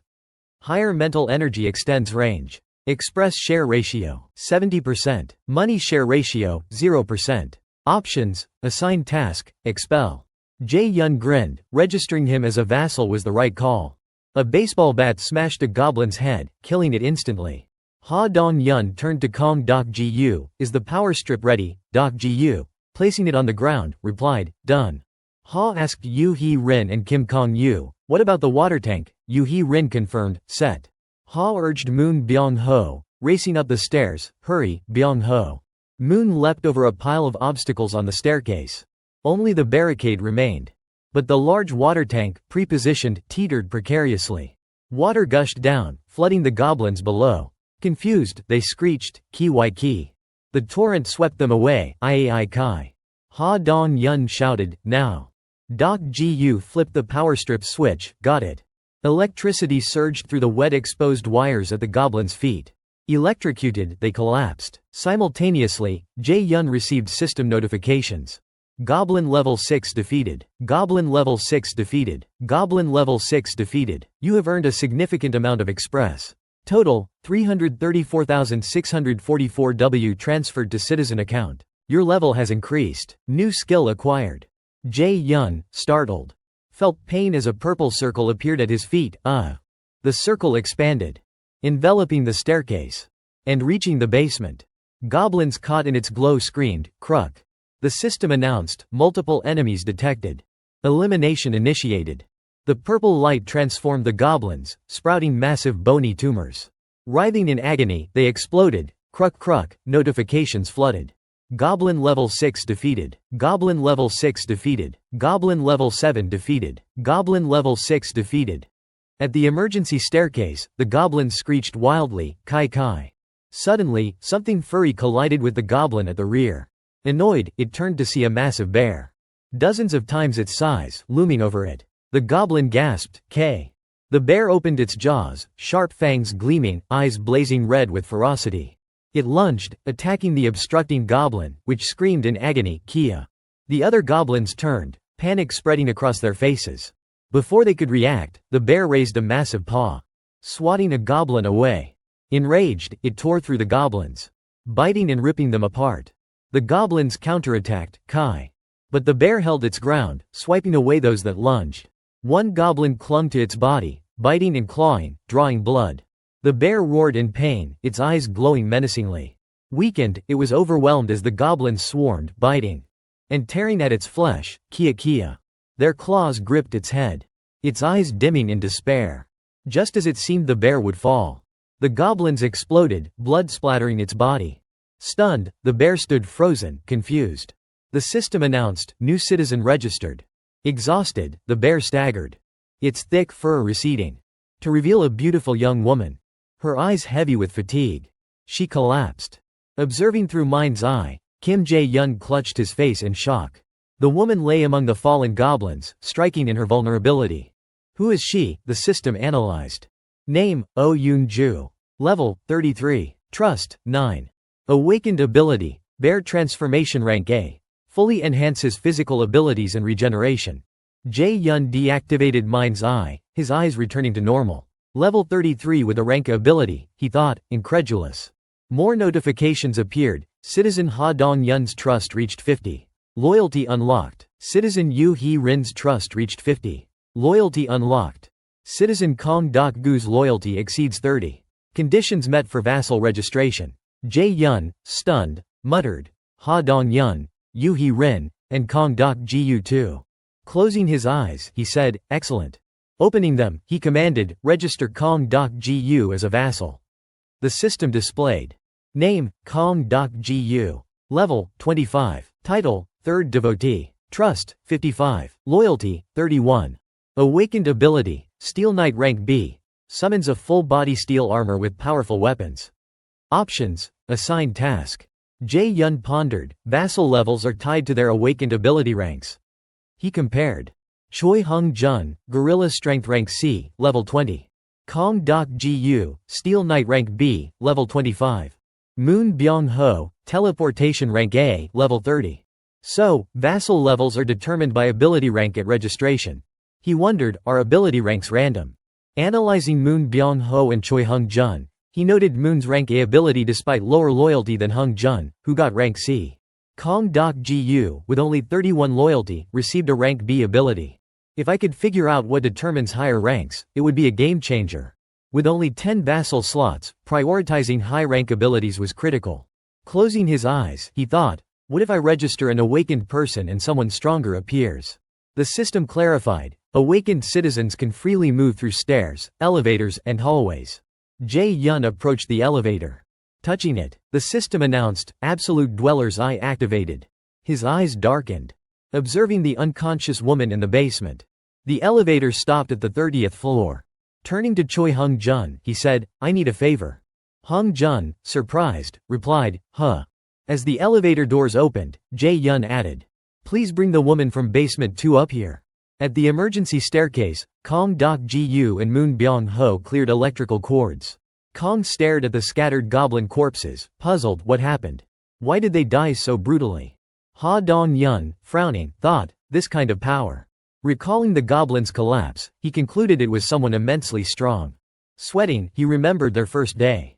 When Choi Hung-jun had said, as long as everyone's safe. Hung-jun had grinned, we have got hot water too.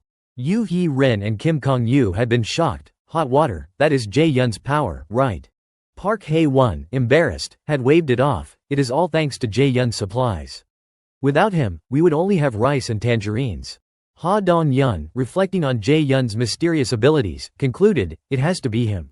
He glanced at Moon Byung-ho, coiling cords nearby. Recalling Moon's ferocious attack on the goblins, Ha thought, That timid guy changed completely after meeting Jae-yun. He is so much stronger now. Coiling cords, Ha mused. Jae-yun's power is terrifying. No matter what abilities we have, we would end up the same dead without him. In this brutal world, survival depended on Jae-yun's protection. The elevator display flashed B2. Choi Hung-jun rushed out, reaching the unconscious woman in the basement. Jae-yun, eyes blackened, crossed his arms, coldly observing everything below. A young boy played with a toy car, happily muttering, "Vroom, vroom." Alone but content. He suddenly turned to see Oh Yoon-ju smiling at him. "Mommy."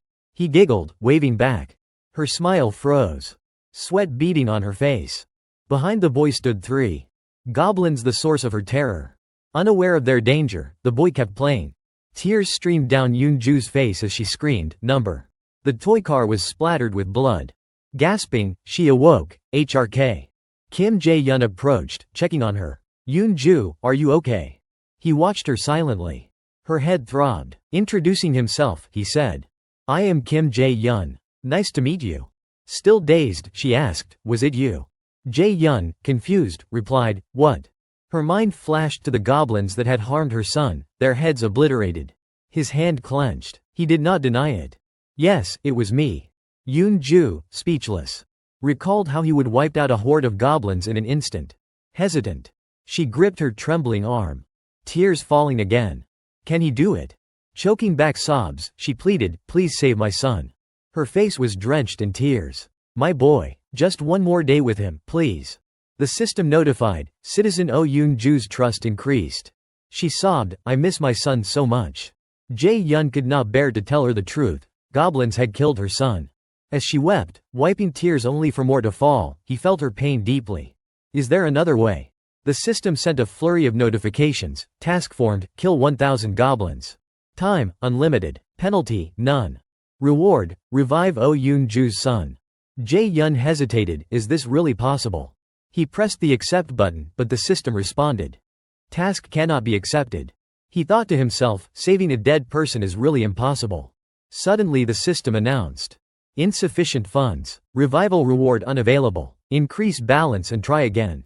His fleeting hope faded. Reviving the dead is not feasible. But the issue was his lack of funds. If I have enough money, can I really bring someone back? In the silent room. He could not promise Yoon-ju anything. Unsure of the cost. The situation was unpredictable. Finally, he decided to speak. I think there is a way to help you. Yoon-ju, tears streaming, looked up. Really, you can save my son? Jae-yun, uncertain, said, I believe so. Her hope mingled with worry. You mean it? His heart churned, but he insisted. There is a way. I am sure of it. Yoon-ju, resolute, declared, I will do anything to save him. Tell me what to do. Jae-yun assessed the group's strengths. Ha Dong-yun's team already included Kong Dok-ji-yu and Moon Byung-ho, both awakened. With Yoon-ju, level 33 with a rank A ability, fighting monsters would be far easier. He decided, I should make all 7 vassals. Gesturing to Yoon-ju, he said, calm down and come with me. I want to introduce you to some people. Ha Dong-yun extended a hand, nice to meet you. I am Ha Dong-yun. Yoon-ju replied, I am Oh Yoon-ju. Recognizing him, she said, you are the one who hunts goblins with baseballs. She also identified Yu Hee-rin, and you use a bow. Yu Hee-rin, surprised, asked, you know us? Yoon-ju bared her fangs, transforming slightly. Don't you recognize me? We have met before. Neither recalled her. Fur sprouted on Yoon-ju's face. Her bear-like maw appearing. Pointing at herself, she said, I am that beast from the alley. Yu Hee-rin gasped, you are the bear. Yoon-ju did not hide her identity. I helped you a few times, remember? Ha Dong-yun, stunned, said, so it was not a coincidence. You hate goblins too. Yoon-ju nodded, they are my enemies. Jae-yun entered, looks like you have met. His expression turned serious. I need to discuss something. Addressing the group, he announced, the mission to rescue Moon Byung-ho's grandmother starts tomorrow morning. Everyone listened intently. The goblin numbers have dropped significantly. It is the perfect time to save her. He added, Choi Hung-jun won't join due to his injury. Sorry, uncle, I am borrowing your room. Hung-jun, teary-eyed, wailed. Jae-yun, this is my house. Yoon-ju had taken his bed. Jae-yun continued, Yoon-ju will join the mission tomorrow. Yoon-ju, ready, said, I look forward to your support. Jae-yun concluded, that is all. See you tomorrow. The group replied in unison, got it. Jae-yun pointed at two members, Moon Byung-ho, Kong Dok-ji-yu. Step outside with me. Under the moonlit night, he asked. Do you know why I called just you two? His tone hinted at a secret only he knew. Kim Jae-yun's expression turned serious. Do you know why I called just you two? Kong Dok-ji-yu hesitated. I am not sure. Moon Byung-ho boldly guessed, is it about our powers? Jae-yun nodded, satisfied, exactly. His words stunned both men. You have both awakened abilities, he revealed. Moon Byung-ho's ability was teleportation, while Kong Dok-ji-yu had gained Steel Knight. Dok-ji-yu, confused, asked, what does that mean? Jae-yun explained, it summons steel armor and a large pole weapon. Before their mission tomorrow, Jae-yun needed to understand their abilities fully. Checking the system, he assigned a group task. Task: test awakened abilities. Time limit: 1 hour. Reward: enhanced muscle strength. Penalty for failure: sleep in the hallway. Accept, yes, no. Jae-yun hesitated, a group task. Deciding quickly, he accepted, let us proceed. Kong Dok-ji-yu, seeking confirmation, asked, so, I have really awakened, like Ha Dong-yun? Jae-yun affirmed, yes. Excited, Dok-ji-yu exclaimed, that is awesome. Curious about Steel Knight, he asked, what does it do? Jae-yun clarified, it summons steel armor and a pole weapon. Before Dok-ji-yu could process this, a flash of light appeared beside him. What? He yelped, stepping back. Silence fell. Moon Byung-ho reappeared, stronger than before. Thrilled with his newfound power. All right, he said, brimming with confidence. The system notified, Citizen Moon Byung-ho's trust increased. Byung-ho bowed deeply, thank you. Jae-yun sensed something off. Wait, Byung-ho. Startled, Byung-ho replied, yes. Jae-yun said firmly, you can't go to your grandmother's house yet. Byung-ho, anxious, asked, why not? Jae-yun explained, you have not mastered your ability. That teleportation earlier might have been luck. He cautioned, first, we need to know your maximum teleportation range and the consequences of using your power. Byung-ho nodded, I understand. Both men gaped. As Kong Dok-ji-yu donned his steel armor. Even Dok-ji-yu could not believe it. Whoa, is this real?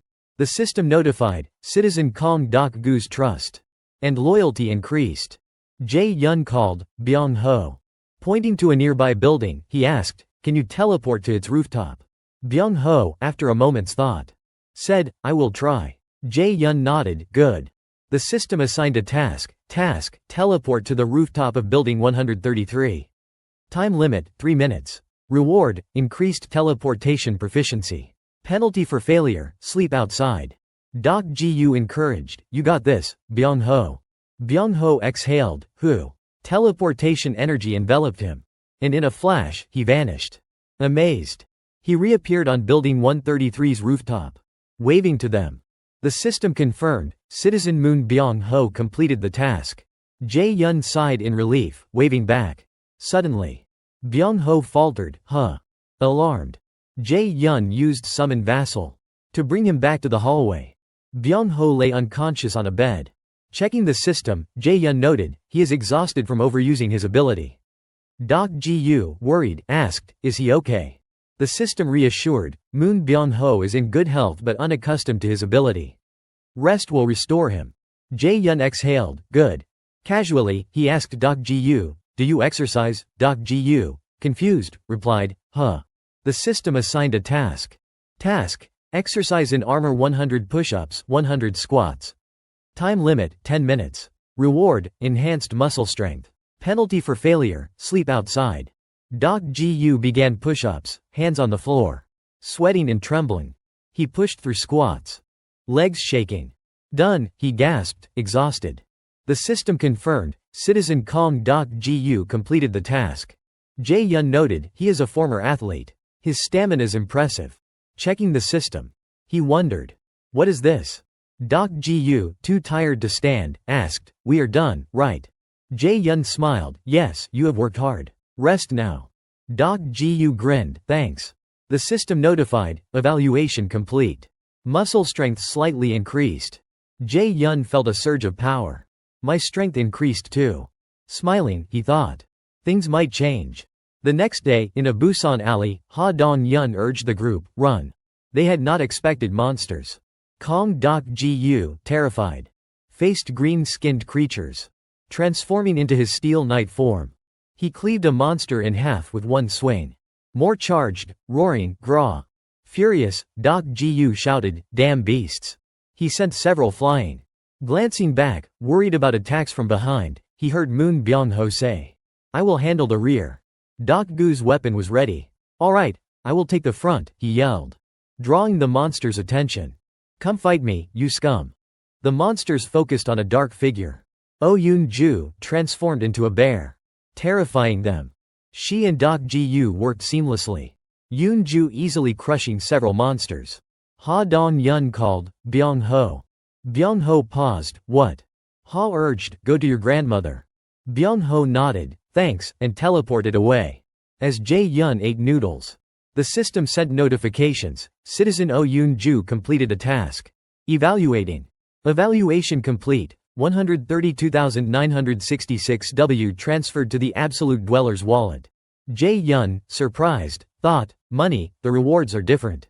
Realizing Dok Gu's Steel Knight enhanced muscle strength and combat prowess, he deduced, higher task difficulty yields greater rewards. Another notification arrived. Citizen Moon Byung-ho completed a task. Daily task limit reached. Evaluation complete. Curious, Jae-yun checked the rewards. The system announced, "Congratulations, jackpot won, new skill acquired." Choking on his noodles, Jae-yun froze, a jackpot. Kim Jae-yun choked on his noodles, stunned. What, a jackpot? He could not fathom it. A skill point just like that. The system confirmed, current skill points, 1. Frozen, he muttered, not bad at all. Meanwhile, Moon Byung-ho jogged diligently, sweat dripping down his face. Standing before a familiar house, he opened the door and rushed in, shouting, "Grandma!" His eyes widened. His grandmother lay sleeping on the bed. Byung-ho hurried to her side, shaking her gently, "Grandma." She stirred, her sleepy voice trembling. Byung-ho, is that you?" Tears streamed down his face as he hugged her tightly, sobbing like a child. "I am so sorry, Grandma. I came too late, did not I?" Overwhelmed with gratitude, he thought. "Thank you, Jae-yun." The system notified, Citizen Moon Byung-ho's loyalty increased. Citizen Moon Byung-ho reached 100 loyalty. Eligible for vassal registration. Vassal slot limit increased. Jae-yun, surprised, thought, what? The system displayed. Vassal management, Choi Hung-jun level 20. Moon Byung-ho level 30. Kong Dok Gu level 25. Total, 3/11 vassals. Leveling up this way. Jae-yun tapped the system to check Byung-ho's next level up cost. The response, insufficient funds. 100 million W required for vassal upgrade. Please try again with sufficient balance. Shocked, he exclaimed, "Damn, 100 million W." Ruffling his hair, he groaned, "This is insane, Byung-ho. I will assign you daily tasks." A voice interrupted, "What?" The elevator bell rang. "Who is that?" Jae-yun glanced up, spotting a man and a young woman. Inside Park Hae-won's apartment, a doorbell rang. "Hello, anyone home?" Hae-won, startled, opened the door cautiously. "Yes." The young woman introduced herself, "Hi, I am Kim Da-bin." Pointing to the man carrying a box, she added, "This is my brother, Kim Min-ho. We are from apartment 1701. Hae-won, hesitant, asked, "What do you need?" Da-bin sighed, "We need a small favor." Hae-won blinked, "Favor?" Embarrassed, Da-bin said, "Could we borrow your bathroom?" Hae-won, relieved, laughed. "Just a shower, sure." Da-bin and Min-ho entered, thanking her. Min-ho pointed to the box, "Where can I put this?" Hae-won, curious, asked, "What is in it?" Da-bin smiled, "Just some canned food and miscellaneous items." Hae-won's eyes lit up, "Really, that is a lot of cans." Embarrassed, she added, "No need to be shy." "Thank you." Da-bin waved it off, "It is nothing." Noticing bows and baseball bats, Da-bin asked, "Are those the residences?" Hae-won glanced over, "Oh, those, they belong to people from another building. It is complicated." Da-bin nodded, "I see." Observing from afar via mind's eye, Jae-yun thought, they seem trustworthy for now. He decided to visit and talk. Maybe they can help rescue survivors from other buildings. The system announced, defeated Tiger Chain level 27. Large Express gained. Absolute Dweller's wallet increased to 39,783,200. W skill level increased. New skill acquired. Jae-yun, baffled, growled. What the hell? Meanwhile, Ha Dong-yun, drenched in blood, stood amidst chaos. He and others were bound. Surrounded by slaughtered rare animals, leopards, tigers, bears. Jae-yun screamed, "What is going on?" His eyes bloodshot, he roared. "What is this?" The system reported, entities meeting citizen conditions detected. Grant citizenship, yes, no. Writhing, Jae-yun ordered, grant it now. The system confirmed, citizenship granted to Kim Dae-yun, Kong Hyu, Kim Da-yun, Nam Jo, Moon Hee-ri, Nam Ang, Nam Jin-soo, Kim Yun, Oh Jong-soo, Park Bong-go. Citizen count increased by 50. Citizen express and income boosted by 100%. Required citizen count reached. Unlocked skill, faith strength for all citizens. Jae-yun, in agony, gasped, faith strength. A voice called, "Where are you hurt?" People fought desperately nearby, holding off enemies. Jae-yun, cornered, cursed, "Damn, this is bad. Yoon-ju's injured at a time like this." Screams echoed as residents fled in panic. "What is happening?" one shouted. Another marveled, "My body feels light." Someone added, "I am not tired anymore." The system explained, faith strength passive, boosts all stats based on trust percentage. Jae-yun realized, that is how it works. With Ha Dong-yun's team having trust levels above 50, their stamina, strength, vision, and reflexes increased by over 50%, skyrocketing their combat prowess. Moon Byung-ho grinned, "It is definitely thanks to Jae-yun." The system sent more good news. Citizen Kim Kong-yu reached 30 loyalty.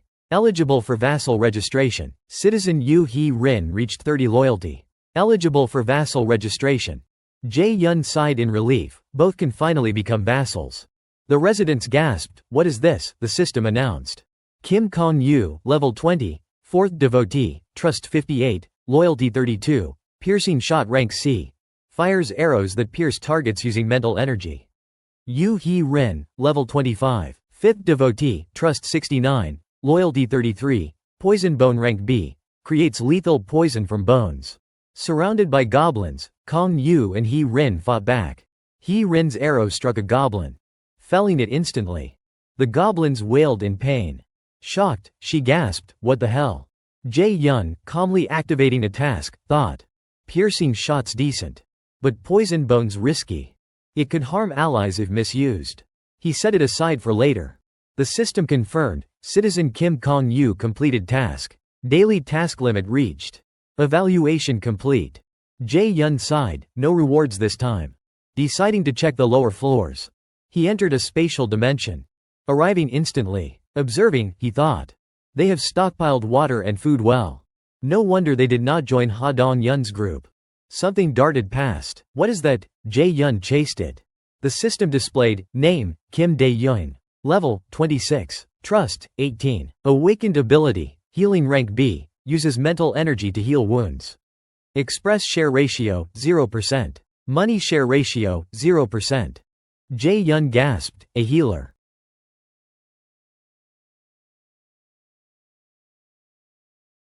Kim Jae-yun stood frozen at the apartment door.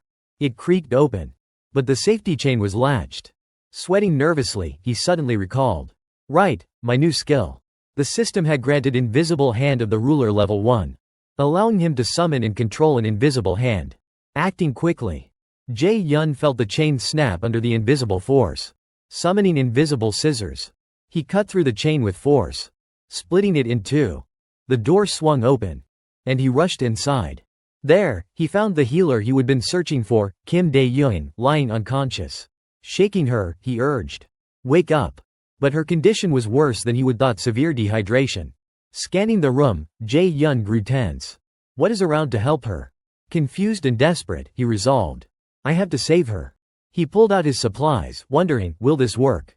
The system issued a new task. Task, revive the unconscious person. Reward, reverse dehydration symptoms. Jae-yun accepted. The system confirmed, Citizen Kim Dae-yun completed task. Cost, 10 million W.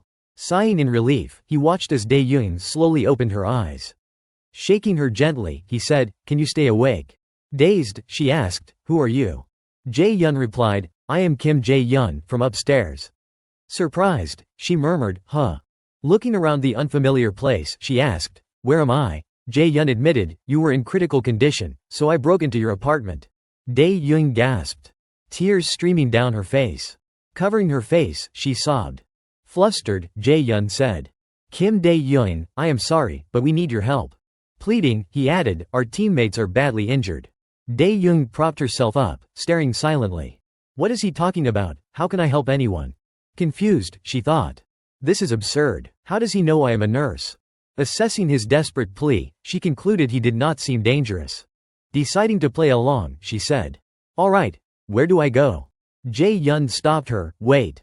The system issued a new task. Use healing power to treat Oh Yoon-ju's injuries. Time limit, 1 second. Reward, increased power proficiency.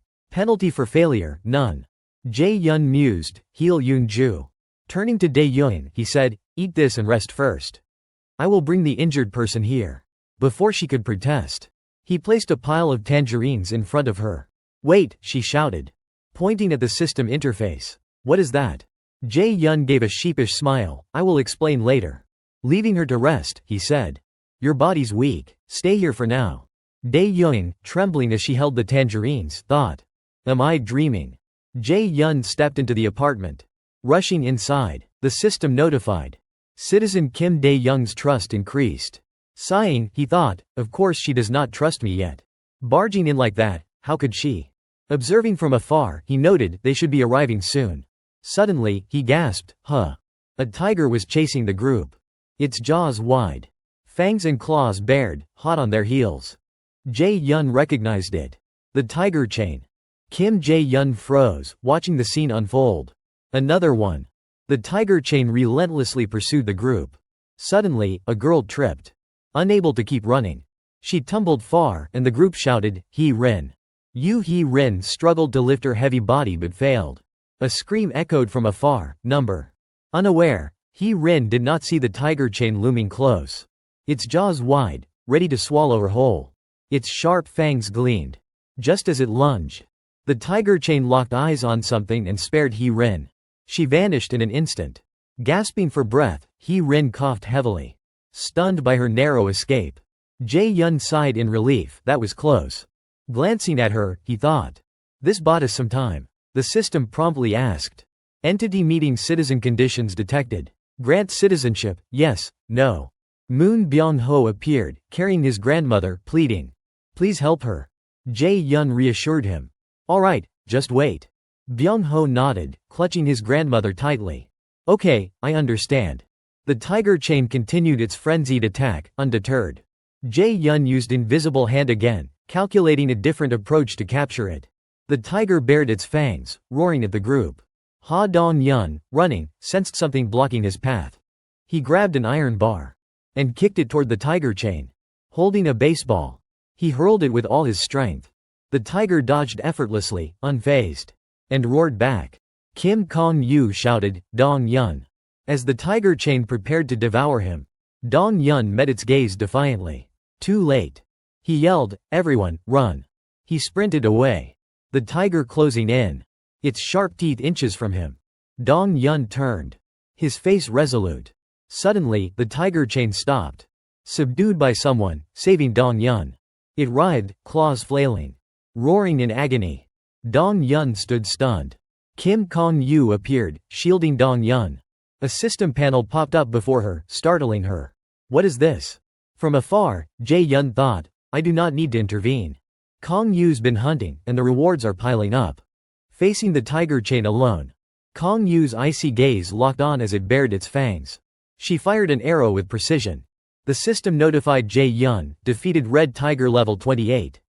Gained significant express. 63,211,776 W transferred to Absolute Dweller's wallet. Additional notifications followed. Citizen Moon Byung-ho's trust increased. Citizen Kim Kong-yu's trust and loyalty increased. Citizen Yu Hee-rin's trust and loyalty increased. Citizen Ha Dong-yun's loyalty exceeded 30. Eligible for vassal registration. Jae-yun smiled, satisfied. "Great job, Dong-yun. Everyone's registered as vassals." Meanwhile, Kim Dae-young focused on healing. The group's wounds gradually closed, their condition stabilizing. Faces regaining color. Jae-yun marveled, "Lucky I found Dae-young just in time." He asked Dong Yun, what happened, what is with that red tiger? Dong Yun speculated, maybe Byung-ho's grandmother's house was their territory. We killed one, but there might be more. Jae-yun nodded, that explains the oddity. He recalled no goblin traces around the house. If goblins needed a base, Byung-ho's grandmother would have been in danger. Thankfully, it was just the taiga's territory. A silver lining. The system reported, Citizen Kim Dae-young completed task. Cost, 73,312 W. Dae-young sighed, phew, done. Jae-yun thanked her, you worked hard. She brushed it off, no big deal. Can I go home now? A voice interrupted, wait, Choi Hung-jun protested. Don't tell me you are all staying at my place. Jae-yun stayed silent. As the group laughed awkwardly, he reassured. No worries, we can settle this now. Someone suggested, apartment 2901 is vacant. I will provide electricity and essentials, so move there. Jae-yun called Kim Da-bin, who nodded, okay. He added, rooms 2101 and 2102 on the 21st floor are also empty. I will supply power for survivors to use for showers and personal needs. Da-bin and Min-ho agreed, got it. Seeing their expressions, Jae-yun offered, if you want, you can claim a room for yourselves and use another as a common space. Da-bin, surprised, asked, really? Jae-yun continued, but I need a favor. Da-bin nodded, anything, just say it. Jae-yun explained, I want you to be the liaison between me and the survivors from now on.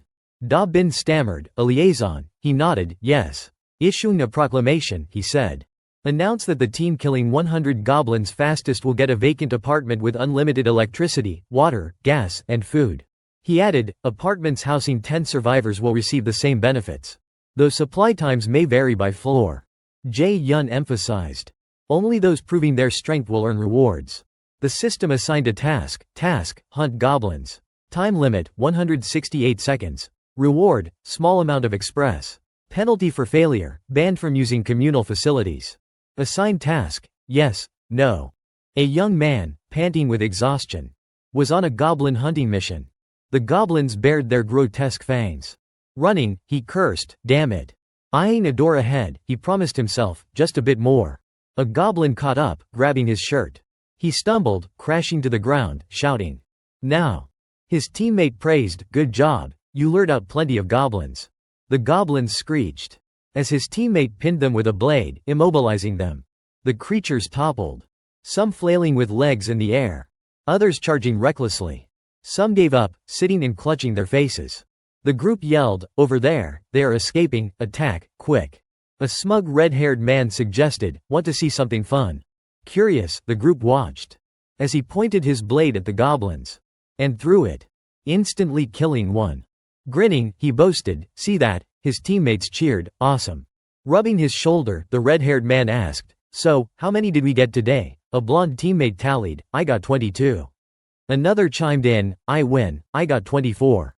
The red-haired man, surprised, said, so, just the three of us caught over 100 already. His friends gasped, really, that fast? One exclaimed. I thought it would take forever to hit 100. The bait runner, Sung Min, shouted, damn it, Sung Jo, you said there'd only be a dozen.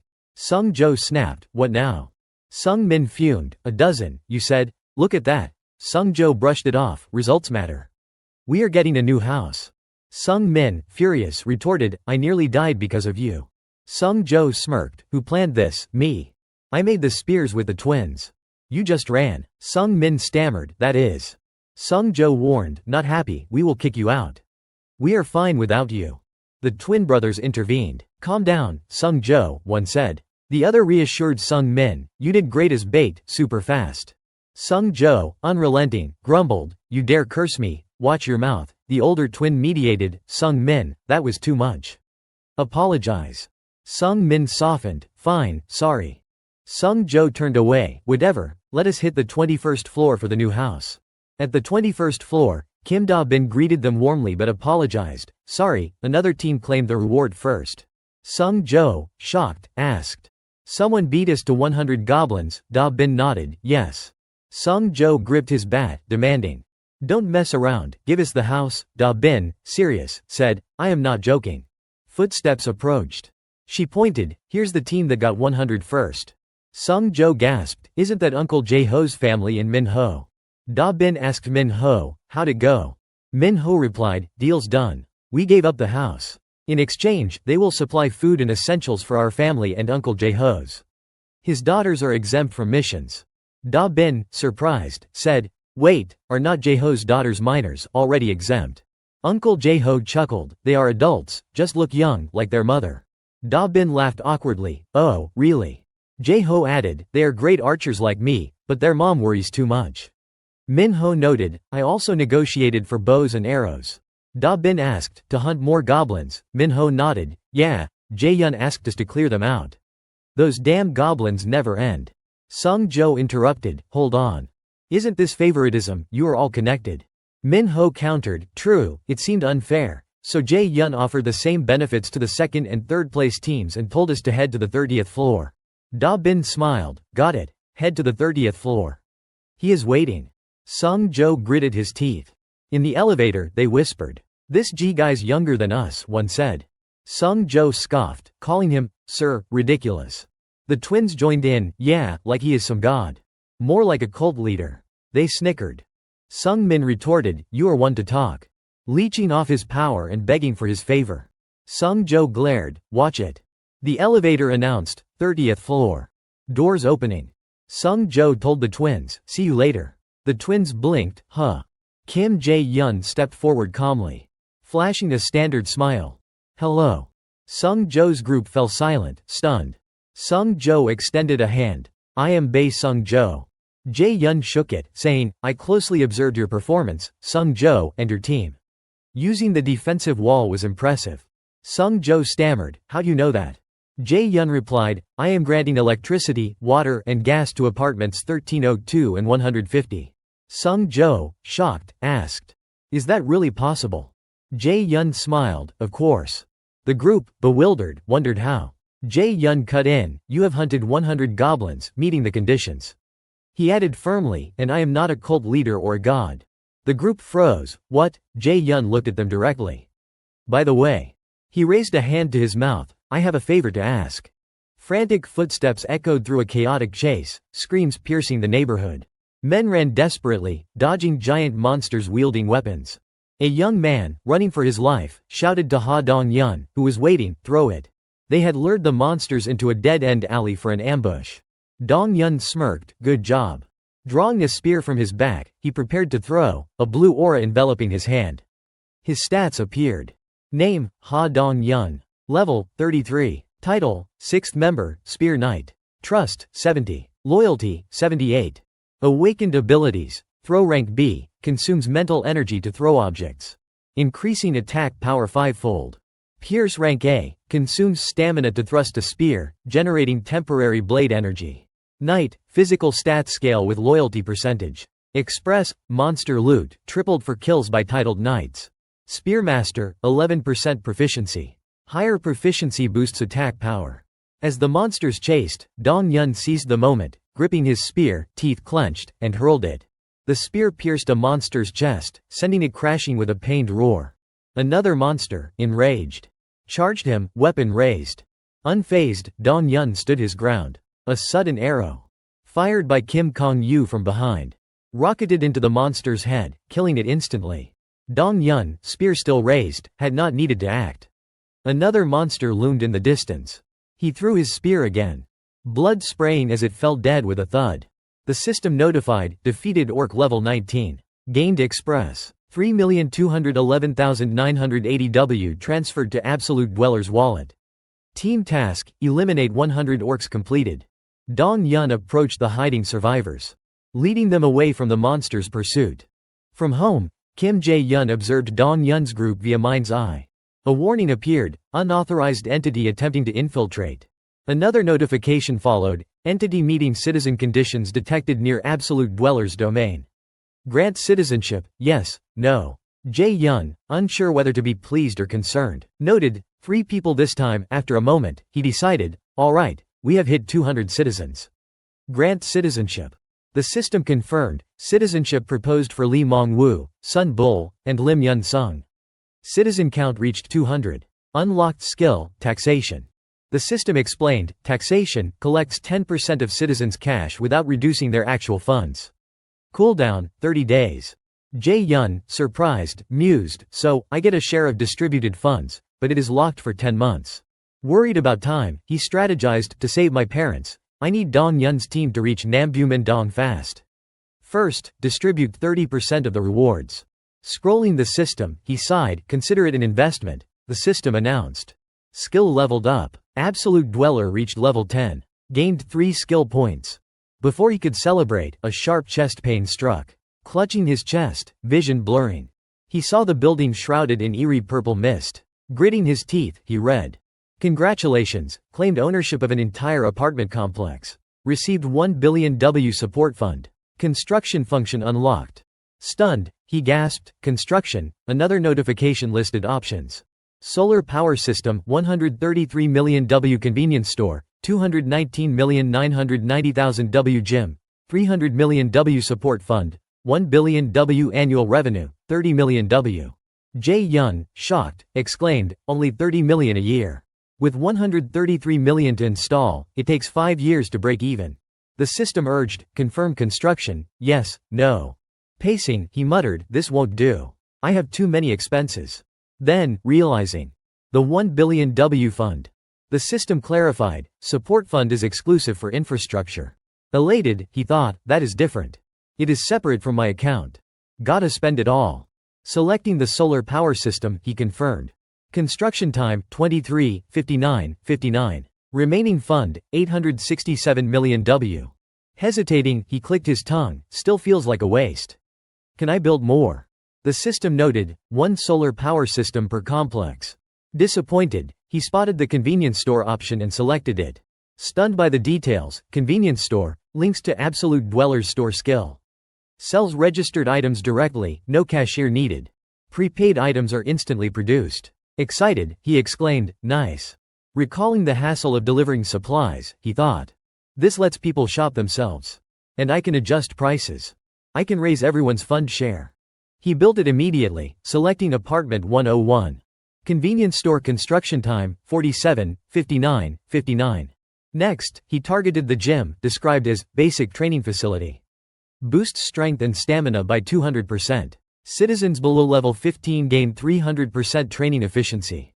Jae-yun mused, training can level up, but combined with task rewards, it is even better. Selecting the entire second floor, he confirmed. Gym construction time, 71:59:59. Still eager to spend, he noticed. Remaining skill points, 3. Store skill reached level 5. Item registration limit increased to 500. Unlocked item categorization. Categorization allowed selling items in varied quantities and types. Excited, he said, now I can sell individually, not just in packs. Spotting water on the list. He jumped up, cheering. Yes, more options. Items appeared, Osori pack, fire chicken noodles, conscience noodles, jampong noodles, sesame perilla noodles. Rubbing his chin, thrilled, he thought, this is useful. Armor, swung his sword. The next day, Kong Dok Ji-yu, in night striking a monster that roared in pain. Wiping sweat from his brow, Ha Dong-yun called from behind, Dok Ji-yu. Turning, Dok Ji-yu asked, yeah, Dong-yun pointed at the spear, what if you threw it? Dok Ji-yu, puzzled, held it up, this, why ask, Dong-yun suggested, let me try. Before Dok Ji-yu could agree. He snatched the spear. And threw it casually. Dok Ji-yu, shocked, yelled, hey, why'd you throw it? Unapologetic, Dong-yun crossed his arms, done. Cancel the summon and try again. Confused, Dok Ji-yu muttered, huh. Following instructions, he resummoned the spear. Which reappeared in his hand. Amazed, he praised, damn, that is awesome, Dong-yun. You are a genius, Dong-yun. Unimpressed, looked away, don't overdo it. Following his gaze, they saw Kim Kong-yu running toward them, urging, we need to retreat, I am out of arrows. Suddenly, something was thrown at them. Kong-yu dodged, gasping, what the hell? Staring at the object and arrow she exclaimed, I can't believe that shot. The system announced, multitasking enabled. Use skills in observed areas via Absolute Eye. Defeated Orc level 19. Gained Express. 2,100,338 W transferred to Absolute Dweller's wallet. Citizens Ha Dong-yun, Moon Byung-ho, Yu Hee-rin, and Kim Kong-yu completed the task, costing 2,332,580 W. Kim Kong-yu leveled up. Kim Jae-yun, arms crossed, watched the notifications, thinking. Task rewards boost ability stats. There is hope. His home was 10 kilometers away, a 3-hour walk. Stepping into the elevator, he reached the 30th floor balcony. Gazing at the city's ruins. Crumbled buildings, swirling dust. It is grim. I need to act fast, starting with Dong Yun's team. Checking the system. Kim Kong-yu. Level 12, Trust 59, Loyalty 33, Ability, Crow Control Rank C, effective for scouting.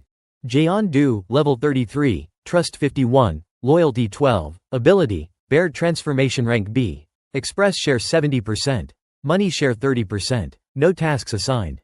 Kim Ja-dong, Level 30+, Trust 70, Loyalty 63, Abilities, Strength, Speed, Magic Armor Rank B, Express Share 100%, task assigned. Jae-yun analyzed, Jeon-do and Ja-dong must join the team for it to work. Ja-dong's a registered vassal, but Jeon-do's loyalty is too low. The system explained. Blessing Rank A, consumes mental energy to boost target's physical stats by 70%. Magic Armor Rank B, consumes mental energy to create protective armor. He mused, awakened abilities are overwhelmingly efficient. After pondering, he decided, it is the only way. The system displayed. Task reward, Sun's resurrection. Insufficient funds. Increase funds and retry. Disappointed, he muttered. Still not enough, he raised task difficulty. Hunt monsters level 40+, time limit 24 hours, penalty, death. The system repeated, insufficient funds for resurrection task. Increase funds. Clenching his teeth, Jae-yun suppressed frustration. Not enough money. A new notification appeared. Defeated Orc level 18. Gained Express. 2,782,210 W transferred to wallet. Hope sparked. A team task, he exclaimed. The system prompted, task, hunt 1+ level 40+ monster. Time limit, 24 seconds. Reward, Sun's resurrection attempt. Penalty, death. Accept, yes, no. Hesitant, Jae-yun thought, I need Jeon-do on my side first. Staring at the screen. He heard pounding on the door. Open the door, please. Rushing to open it. He saw Jeon-do. Face frantic, tears streaming. Sobbing, she cried, just one day to see him again. Jae-yun, startled, said, it is time limited, but it seems doable. Jeon-do collapsed, crying, thanking him. The system notified. Citizen Jeon-do's loyalty exceeded 30. Eligible for vassal registration. Jae-yun's eyes narrowed, a smirk forming. Success. Glancing at a dripping faucet. He activated dignity maintenance. Turning the drip into a steady flow. Sighing, he thought, I am getting used to this. Looking up, he saw a demon manipulating a feather mid-air. Feels like I am a mage now. Controlling electricity, water, and gas, he checked a new notification. Daily store revenue, 320,981 W transferred to wallet. Smirking, he noted, 20% profit is 320,000 W. Today's total exceeded 1.5 million W. Using absolute eye, he observed the bustling convenience store. A young man complained, how much more do we need? A hefty man with a bow replied, this bow costs 150,000 W, and we have only got 10,000 today. A hefty man with a bow replied, this bow costs 150,000 W, and we have only got 10,000 today. The young man snapped, idiot, do not you factor in food and noodles for half a month? The hefty man, raising a hand in mock surrender, retorted sarcastically, oh, smart guy, you figure it out. Jae-yun thought, distributing rewards has changed the vibe. The convenience store on the first floor, fueled by goblin-dropped coins, sparked residents' hunting instincts. They left the complex to hunt goblins for items and money. Boosting levels and participation. The system reported. Population, 789 per 11,000. Express bonus, plus 100%. Money bonus, plus 100%. Eyes gleaming, Jae-yun thought, numbers will grow exponentially. Another notification. Defeated Orc level 18. Gained Express. 1,438,177 W transferred to wallet. He exclaimed, it is starting again. A bear with sharp fangs roared. Tearing into low-level monsters. Blood spraying. Its red eyes glowed, darkened by fury, with furry legs and long, sharp claws. Jeon-do's bear transformation. Reverting to human form. Sweating, she leaned on one hip, looking at two girls calling her. Jeon-do, you okay, not hurt, right? Stretching her arm, she replied, I am fine. A little injury's no big deal. Kim Dae-young approached, advising, don't overdo it. We will help when needed. Jeon-do, scratching her head, said, I feel bad hogging the spotlight. Kim Kong-yu, in purple sportswear, laughed, why apologize, you are keeping us safe and comfortable. Touched, Jeon-do's eyes welled up. Jae-yun, watching, reaffirmed, adding Jeon-do and Ja-dong was the right call. Their stats prove it. The system updated, Jeon-do, level 40+, title, Warrior Knight, Trust 66, Loyalty 66. Abilities, Bear Transformation, Ancient Vitality Rank A, Rage Rank B, Express Shared 200%. Warrior, plus 50% melee damage. Ancient Vitality, faster recovery when injured. Rage, activates easily when bleeding, boosting physical stats by 300%.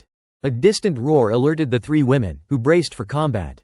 A massive monster, triple the size of a human, emerged, weapons slung over its shoulder. Caught off guard, Jeon-do transformed into a bear, roaring Kim Ja-dong's name. The other two girls, unable to stop her, shouted in worry, sis. Fully transformed, she charged the monster with murderous intent. The monster, no pushover, blocked her jaws with its weapon.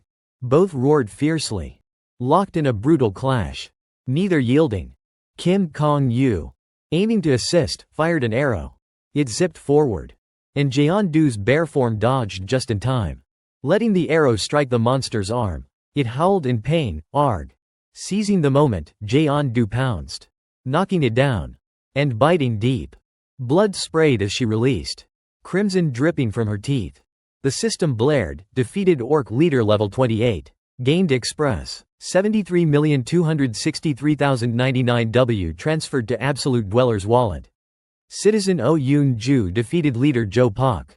Conditions met, outpost added to construction options. The outpost could establish a safe zone outside the main base, mimicking its effects when activated by a citizen with a knight title or higher.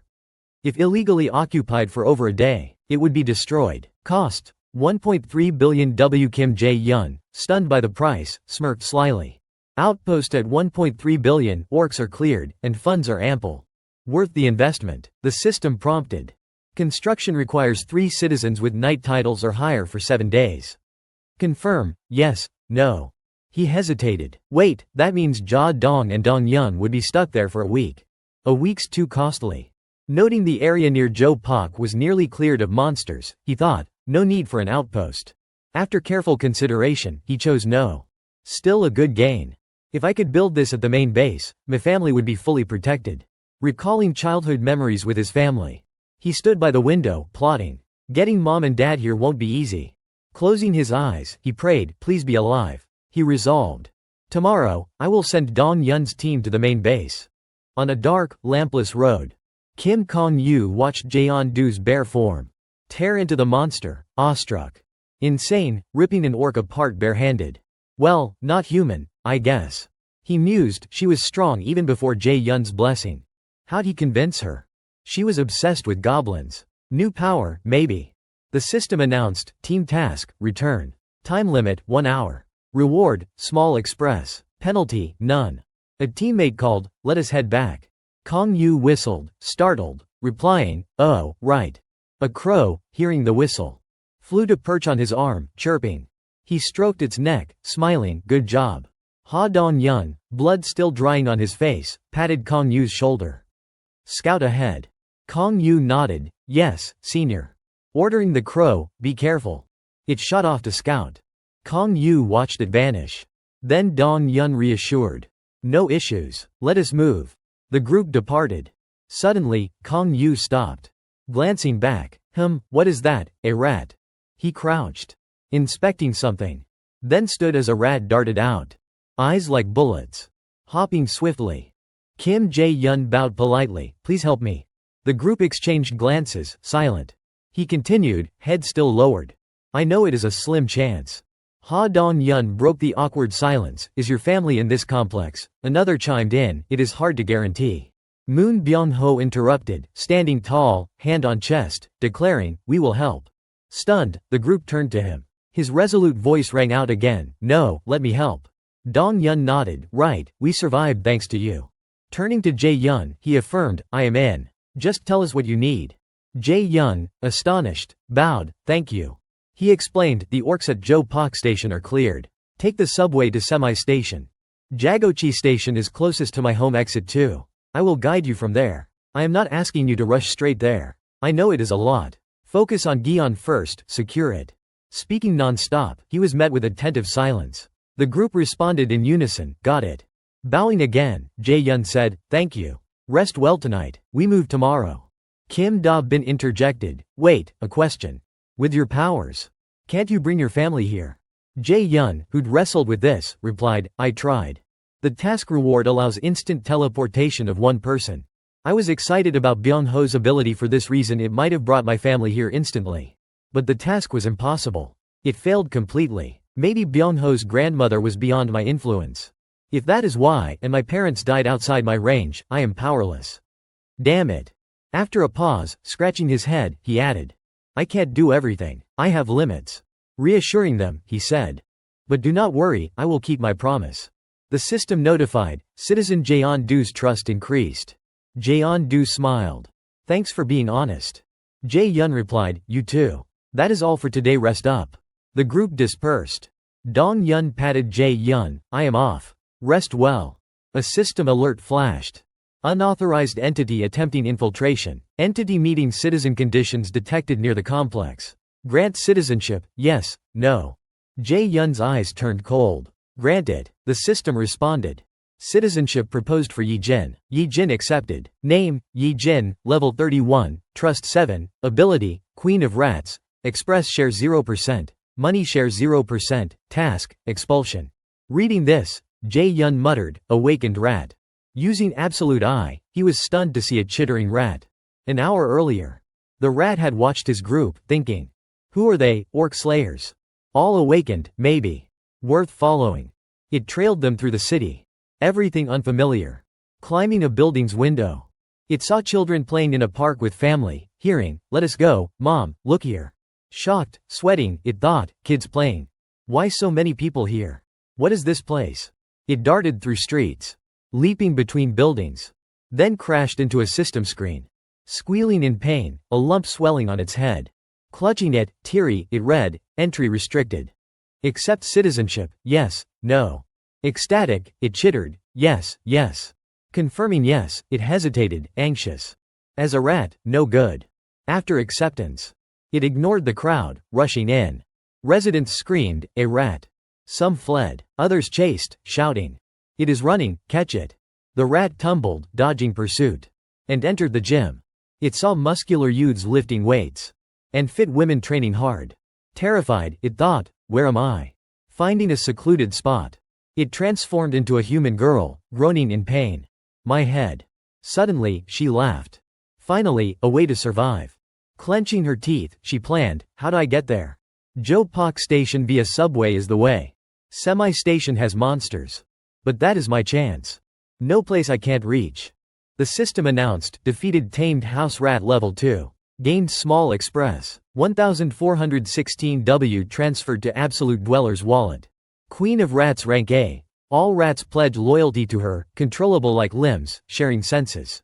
Kim Jae-yun, hand on chin, mused, so she is controlling the rats. His eyes sharpened, activating absolute eye to track Yi-jin's whereabouts. An A rank awakened coming to me. I must make her a vassal. Where is she? He issued a task, visit the apartment. Time limit, 48 hours. Reward, cola and chocolate. Penalty, none. Assigned task, yes, no. He paused, recalling Kim Da-bin's earlier question. Can't you bring your family here? Snapping back, Jae-yun reflected, I have tried and failed. If they are outside my influence, citizens within my range should still be trackable. Monster kills are counted normally. He modified the task. Visit the apartment. Time limit, 10 seconds. Reward, cola and chocolate. Penalty, recall. Assign, yes, no. Confirming, he grinned, success. Using the penalty to recall citizens could bring my family here safely. Calculating, he thought, an outpost mimics the main base's effects.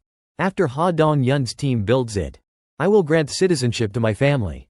And recall them. Checking costs, he prayed. Please, under 1 billion. The system reported. Citizen Yi-jin failed task. Cost, 31,674,189 W. Relieved, he sighed, 30 million. Yi Jin appeared in his apartment, stunned, exclaiming, "What, where am I?" Jae Yun, thrilled, thought, it worked. Approaching, he greeted, "Hello." Yi Jin, shocked he knew her, stammered, "Who are you, do I know you?" He explained calmly. "I granted your citizenship." She gasped, "Wait, so this is..." Handing her cola and chocolate, he confirmed, "The top floor of the complex you saw through your rats. Sorry for summoning you suddenly. I am Kim Jae-yun." Yi Jin, fumbling, said, "So you called me with that weird task?" He nodded, "Yes, I assigned it." Overjoyed, she clasped her hands, "This is sudden, but I have people needing care. Can you take them in?" Stunned, Jae-yun uttered, "Huh." Yi Jin rambled, "I have been struggling to bring them here, so I took a gamble." Hesitating, he asked, "How many?" She replied instantly, 35. 35 people, he thought. Overwhelmed, saying, "Sorry, that is tough." Devastated, Yi Jin cried, "What?" Grabbing his clothes, she pleaded, "No, my mom and brother are there, I will do anything." Softening, he said, "Hold on, let me think." Pondering, he realized. Yi Jin was not directly contacted but got citizenship. Her rats are part of her. This could work. Checking her stats. Name, Yi Jin. Level, 31. Trust, 37. Ability, Queen of Rats. Express, money share, 0%. Task, expulsion. Her trust increased. Makes sense she has to trust me now. Facing her, he asked, "Yi Jin, will you do anything?" Her eyes firm, she replied, "Yes, anything." Satisfied, he said, "Good. Trust me completely, understand?" Surprised, she nodded. "Okay, I trust you. For my family, I will do everything." The system chimed. Citizen Yi Jin's trust increased significantly to 50. Loyalty unlocked. Yi Jin's trust exceeded 30, eligible for vassal registration. Smirking, Jae-yun thought, perfect. Registering her, a blue aura enveloped her. New stats appeared. Name, Yi Jin. Level, 31. Title, 10th Creature, Beast Tamer Knight. Trust, 52. Loyalty, Awakened. Ability, Queen of Rats. Express share, 0%. Task, Expulsion. Beast Tamer, tamed creatures stats scale with loyalty. Growth rate scales with trust. Evolution rank A+, tamed creatures continuously develop, evolving at certain levels. Jae-yun asked, "Are any tamed rats near your family?" Ordering, "Send one to them now." Yi Jin, sitting cross-legged, focused. Sweating as she directed a rat. Jae-yun tracked it via absolute eye. The rat reached her family, who stopped working, stunned. A man exclaimed, "A rat," a girl added, "Isn't that Yi Jin's?" Jae-yun sent essential supplies through the system. Bewildering them, they cheered, the girl saying. Food appeared out of nowhere, the man wondered, did Yi Jin send it? The system reported, Citizen Yi Jin's trust increased significantly. Jae-yun grinned, perfect. Yi Jin's ability with absolute eye is incredible. Thousands of rats in the sewers are now my eyes.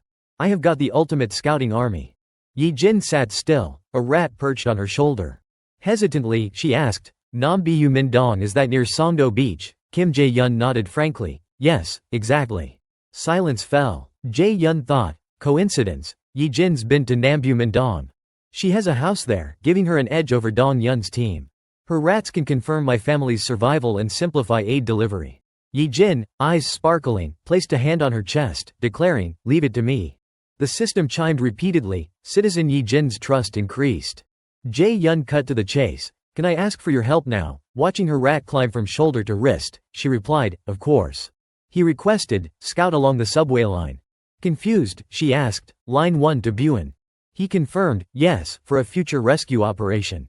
Her eyes widened, panicked, no way, puzzled, he asked, why? She explained, monsters at semi-station. He pondered, monsters, then proposed, can you send a rat to check? Without hesitation, she agreed. Controlling a rat to the location. Jae-yun followed via absolute eye. The rat, chittering, spotted a giant snake with glowing eyes, devouring the man's body in seconds. It turned toward the rat, which trembled but dodged as the snake lunged, its saliva-drenched tongue flicking. Jae-yun, horrified, thought. Terrifying, level 40 or higher. Sweating, he heard Yi Jin say. See, semi's unusable. How about skipping to Belmagon? Your team's strong enough. Agreeing, he said, all right, let us do it. Smiling warmly, he added, go to apartment 2701. It needs some cleaning. Yi Jin, confused, stood, okay, thanks. She left, saying, see you. Watching her go, Jae-yun mused, I would have planned the same before we met. Smirking dangerously. He opened the system, muttering, install the solar power system. The system confirmed. Solar power system construction, 23:59 remaining. Solar panels appeared on rooftops. At home, Jae-yun noted, decent efficiency, but not enough for 800 people. I need more manpower for funds and AK-3 system for public facilities. He ordered, let us expand. Ha Dong-yun's team sprinted, panting and shouting. Dong-yun, leading with a headlamp, yelled, they are coming. The group halted as winged. Ferocious monsters swooped, howling. They fired sharp arrows, hitting some, which screeched and flapped chaotically to escape. After the skirmish, Kim Kong-yu checked. Everyone okay? The team confirmed, we are fine, easing her worry. Yu Hee-rin asked, that snake at Semi, can we hunt it? Kong-yu, cautious but trusting Jae-yun, replied, probably. Worst case, he will recall us. Hee-rin, relieved, laughed, right, I worried for nothing. Dong-yun, overhearing, reassured, no need to stress. Let us move. They continued. Soon encountering dead monsters littering the subway tracks. Their stench overwhelming. Hee-rin gagged, Dong-yun, clenching his fist, urged, push through. The group trudged on. Suddenly, his face darkened, halting them. Stop, everyone froze, alert. Before them loomed the giant snake Jae-yun mentioned, its piercing eyes locking onto them. At home, Jae-yun, trembling, face pale, shouted, what the hell, how do we fight that? The snake sprayed a toxic substance. Chaos erupted. Dong-yun shielded Kong-yu, who coughed violently. He shouted, get down. They collapsed, overlapping to avoid the poison. Screams echoed. The system announced. Team task, eliminate giant snake. Time limit, 10 minutes. Reward, large express. Penalty, none. As the chaos subsided, the group sprawled on the subway tracks slowly raised their heads, squinting, still dazed. Kim Jae-yun clenched his teeth, muttering, what just happened? Jaeon-do, rubbing her head, eyes barely open, guessed, earthquake. Ha Dong-yun checked the system's notification. Team task assigned to Ha Dong-yun and Oh Yoon-ju. Eliminate giant snake. Still reeling, he thought, what was that? Eliminate it. Looking at the bloodied, motionless snake, he gasped. What? Kim Kong-yu, kneeling nearby, shared his shock, eyes wide, spine chilled. How'd that happen? Glancing at her, both bewildered. Dong-yun drew his weapon, aimed at the snake's head. And struck. Blood splattering as he roared in despair. The snake, known for swallowing prey alive, used venom or constriction to subdue larger targets. But ignored tiny ones like rats. Jae-yun smirked, perfect. Using inventory and store skills. He had Yi-jin's rat summon gas. And burning toilet paper. Inside the snake's stomach. Causing a massive explosion. Yi-jin, exhausted from controlling the rat, clutched her head in pain, suppressing groans. Jae-yun, concerned, asked, you okay? She waved it off, forcing a smile, I am fine, just startled. Relieved, he noted her strain. Yi-jin, visibly drained, murmured, yeah. Jae-yun, using his abilities, observed the scene, thinking, they must not know I killed it. Knights need the kill for 6 times the express and rewards. The group saw the system's task. Ha Dong-yun and Oh Yoon-ju, eliminate giant snake. Dong-yun threw his spear, piercing the snake's head. Blood gushing with hissing sounds. Oh Yoon-ju, in bare form. Charged at blinding speed, landing a punch. Then another, splattering blood and flesh. Reopening the explosion wound. Reverting to human form, she glared at the corpse. The system announced, defeated Snake King level 40. Gained massive express. 1,812,043,879 W transferred to Absolute Dweller's wallet. Ha Dong-yun and Oh Yoon-ju defeated the leader at Semi-Station. Outpost construction unlocked at Semi-Station. Skill level increased x3. Absolute Dweller reached level 15. Gained 3 skill points. Jae-yun, reading the notifications. Was hit by sudden chest pain, clutching his shirt, gritting his teeth, groaning, The building detected an intruder, erecting a protective barrier over all entrances. The system prompted. Entity eligible for citizenship detected. Grant citizenship, yes, no. Battling pain, Jae-yun frowned, checking the details 200 people. He ordered, grant it. The system confirmed, citizen count reached 1,000. Unlocked passive skill, basic income. Citizens gain plus 100% express and rewards. Sweating, eyes wide, he thought, what? Reviewing the new member. Name, Kim In Hall. Level, 17. Trust, 57. Loyalty, 13. Ability, none. Express share, 70% plus 100%. Task, expulsion. Elated, he thought, basic income, even at 0% share, he gets 100% extra express and rewards. Yi Jin entered, startled by his focus. Jae Yun snapped out, he said, huh. She apologized, sorry to interrupt, but can you bring my group here?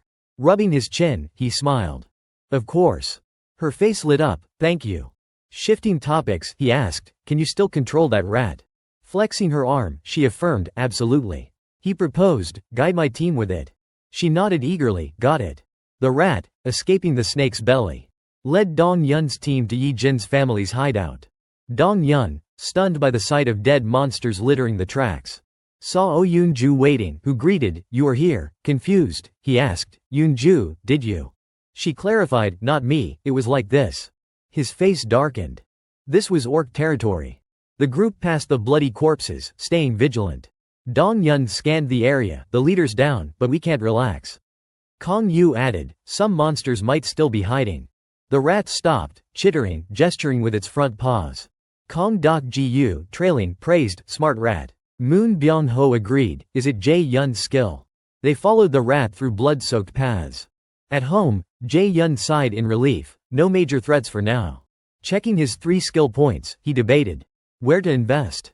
Absolute Eye's range expanded, perfect for Yi Jin. He ordered, level up Absolute Eye. A piercing headache hit. And he groaned, clutching his head. Simultaneously, surviving monsters attacked Dong Yun's team, who countered swiftly. Jae Yun, panicking, shouted, what the hell? The system detailed, Goblin level 8, 103 centimeters tall, intelligent, uses tools, lives in packs, excellent long-range vision. The pain eased, and Jae Yun grinned wickedly.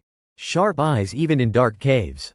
Thinking strategically, find a mid-level monster and assign the task to others to save resurrection costs.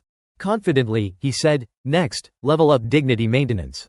Trust and loyalty will matter with more people. A sudden noise startled him, gunshots. He turned, what is that?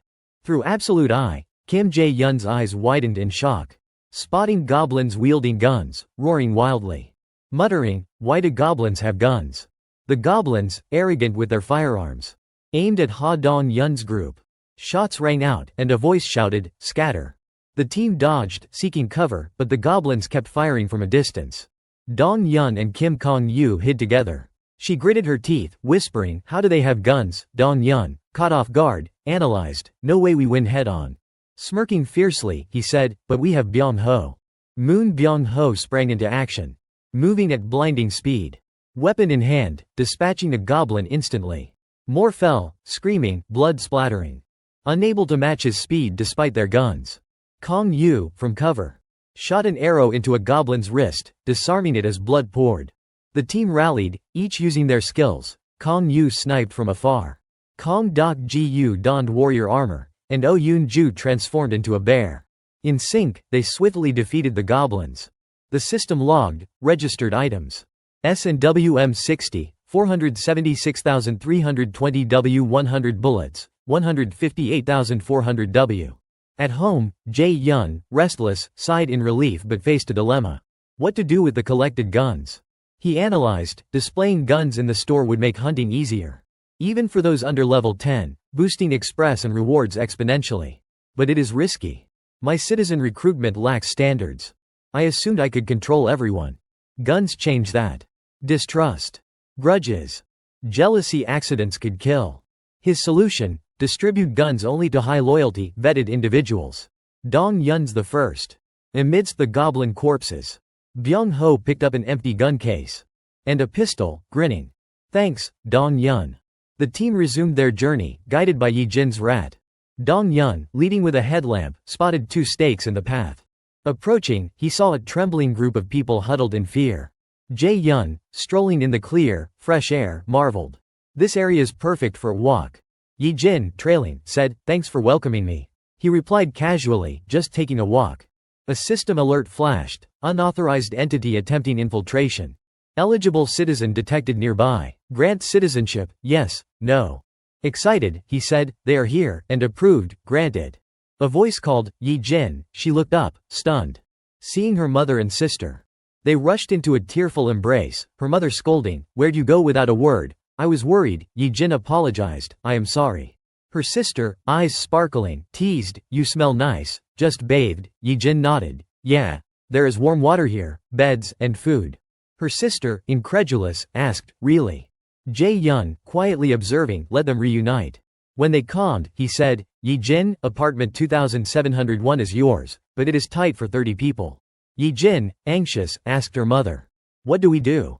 He added, "I will assign 3 more units, 2402, 2301, 1902. Yi Jin, overjoyed, exclaimed, "What, thank you." She vowed, "I will do my best." The system reported, Citizen Yi Jin's trust and loyalty increased. Citizen Hong Da-ri's trust increased. Citizen Yi Jin's trust increased. Citizen Rumun's trust increased. Citizen Han Dak-sus trust increased. Jae-yun, staring at the screen, realized, "I got level up alerts but have not checked." Another notification appeared. Illusion management unlocked at level 10. Good skills. Illusion summon, 1 billion W. His face darkened, 1 billion. A voice interrupted, Jae-yun, got a moment. Yu Hee-rin entered his room. He invited her in, asking, "What is up?" Pale and hesitant, she stammered, "I have something to say." Smiling to ease her tension, he said, "Speak freely." Relaxing slightly. She bowed 90 degrees, "I am so sorry, but I want to leave the team." Shocked, he asked, "What did you say?" Yu Hee-rin's face was pale, teeth clenched, as she whispered, "I am so sorry, but I want to leave the team." Bowing as if guilty, she added, "My abilities do not help the team. It is fine without me." Kim Jae-yun, expressionless, said, "Speak your truth." Still bowing, sweating, she shouted, "I am terrified, goblins, orcs, that giant snake today, the red tiger chasing us. I am scared." Tears streamed down as she trembled, apologizing, "I am sorry." Jae-yun, unsure how to respond, listened quietly. Wiping her tears, soaking her sleeves, she blamed herself, "I am useless. I am not meeting your expectations, Jae-yun."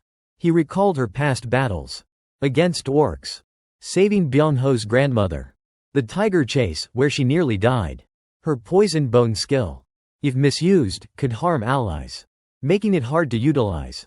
Her discouragement was understandable. Sobbing like a child, she cried, "Hick, I." Scratching his head, Jae-yun said cryptically, "Perfect timing. I need someone." Hee-rin paused, wiping tears, confused. He explained, "You know Kim Da-bin on the 21st floor's public facility, she is overwhelmed alone. I am planning public facilities for each building. I need someone trustworthy to manage them." Yu Hee-rin, "I trust you. Can you help?" Still trembling, she did not respond. Unskilled at comforting. He scratched his ear, "Anyone who can contribute is not useless. Your poison control is powerful and will shine one day. If field works too much, work internally for now." Bowing sincerely, he added, "When we need your skills again, I will count on you." Stunned by his gesture, she covered her mouth, smiled, and nodded.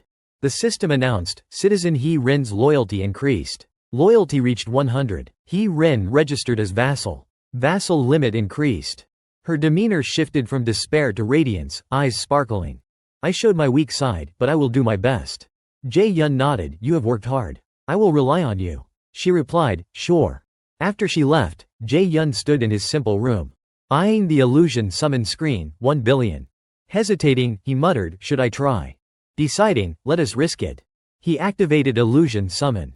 A golden light spread, blinding him. A large egg appeared, cracking open, swallowing hard. He stared as a black bird with a wagging tail emerged, locking eyes with him. The system detailed, Gammy, level 1. 3-legged crow divine beast. Born with solar power, still immature, needs sunlight to grow. Smiling awkwardly, he waved, "Hi." It chirped, "Pip pip." Pondering, he said, "You are pitch black. How about Cammy?" Its eyes gleamed, wings flapping excitedly, chirping. Jae-yun asked, "You like it?" It flapped as if saying, "Yes." Relieved, he said, "Good." Cammy, still excited, hopped and chirped. Confused, he asked, "Hungry?" Offering a snack. Cammy gobbled it. Then yawned, collapsing belly up, snoring with drool. Sighing, Jae-yun muttered, "You have got it easy." A notification hit. Gammy leveled up. Solar power system efficiency plus 100%. The system explained, solar power system generates 80,000 to 100,000 W daily. Plus 100% with excess refunded to absolute dweller's wallet. Shocked, he thought. The 10 new buildings lack solar systems due to low funds. A 30 million W annual return for 130 million W is wasteful. Grinning, but with this boost, it is different. Another alert. Gammy leveled up. Solar power system efficiency plus 100%. Miscalculating 190 million W, he realized the efficiency tripled. Ordering, build solar systems for all 10 buildings. The system confirmed, construction time, 23:59:59. Jae-yun rang the bell at apartment 3001. A voice asked, "Who is there?" He replied, "It is Jae-yun." A brown-haired man, flustered, opened the door. "What is up?" Jae-yun said, "I need a favor." Surprised, the man said, "Huh, what?" Jae-yun explained, "I want you to hold my money." After detailing, the man, eyes wide, shouted, "What?" Kim Jae-yun stared at the system screen, deep in thought. "If I entrust money to someone reliable, I will profit. A 10% transfer fee up front, but 10% monthly returns." He pondered who to trust. A profile appeared. Choi Hyun-jun, level 25+, title, First Vassal, Trust, 89, Loyalty, 98, Ability, Guerrilla Strength, Task, Delegation.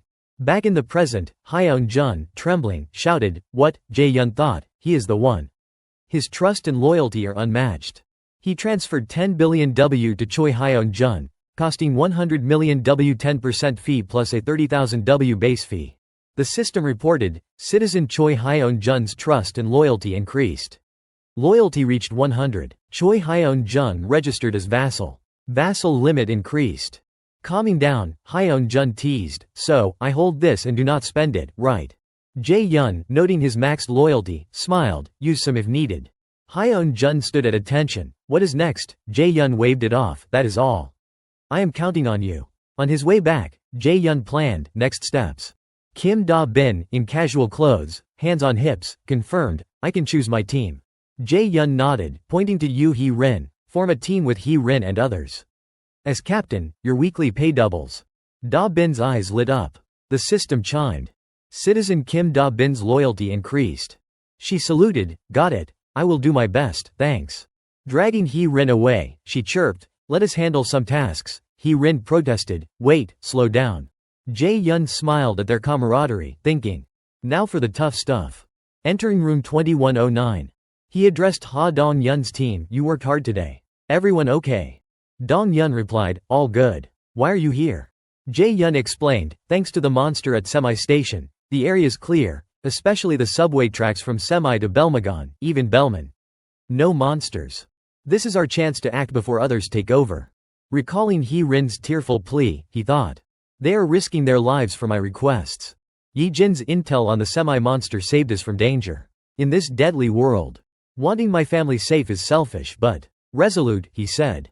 "Tomorrow, head to Jagochi. I can't give up." Exhausted, he returned to his room, sipping water when he noticed Cammy trembling. A notification appeared. Solar power system efficiency plus 100%. Cammy leveled up. Shocked, he exclaimed, "Level 5 already."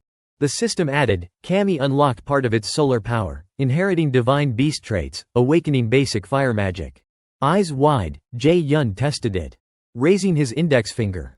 A small flame appeared. It worked. It felt like using dignity maintenance. At a nearby park. Ensuring no one was around. He closed his eyes. Imagining a massive flame. A fiery orb formed in his hand. Growing larger. Staring at it, he thought. My power's limit. Not impressive. But, chanting gas summon. He triggered a massive explosion. Combined with gas from dignity maintenance, it is a threat. Cammy's growth makes its potential limitless. Extinguishing the flame, he decided, experiment over. Time to eat. The system reported, solar power system construction completed X2. Eating, Jae-yun reviewed his gains. Cammy gained 3 levels today, boosting solar efficiency 8-fold. We have surplus power, convertible to wallet funds. A door opened, interrupting him. Yi-jin entered, vibrant compared to their first meeting, thanks for the rest time.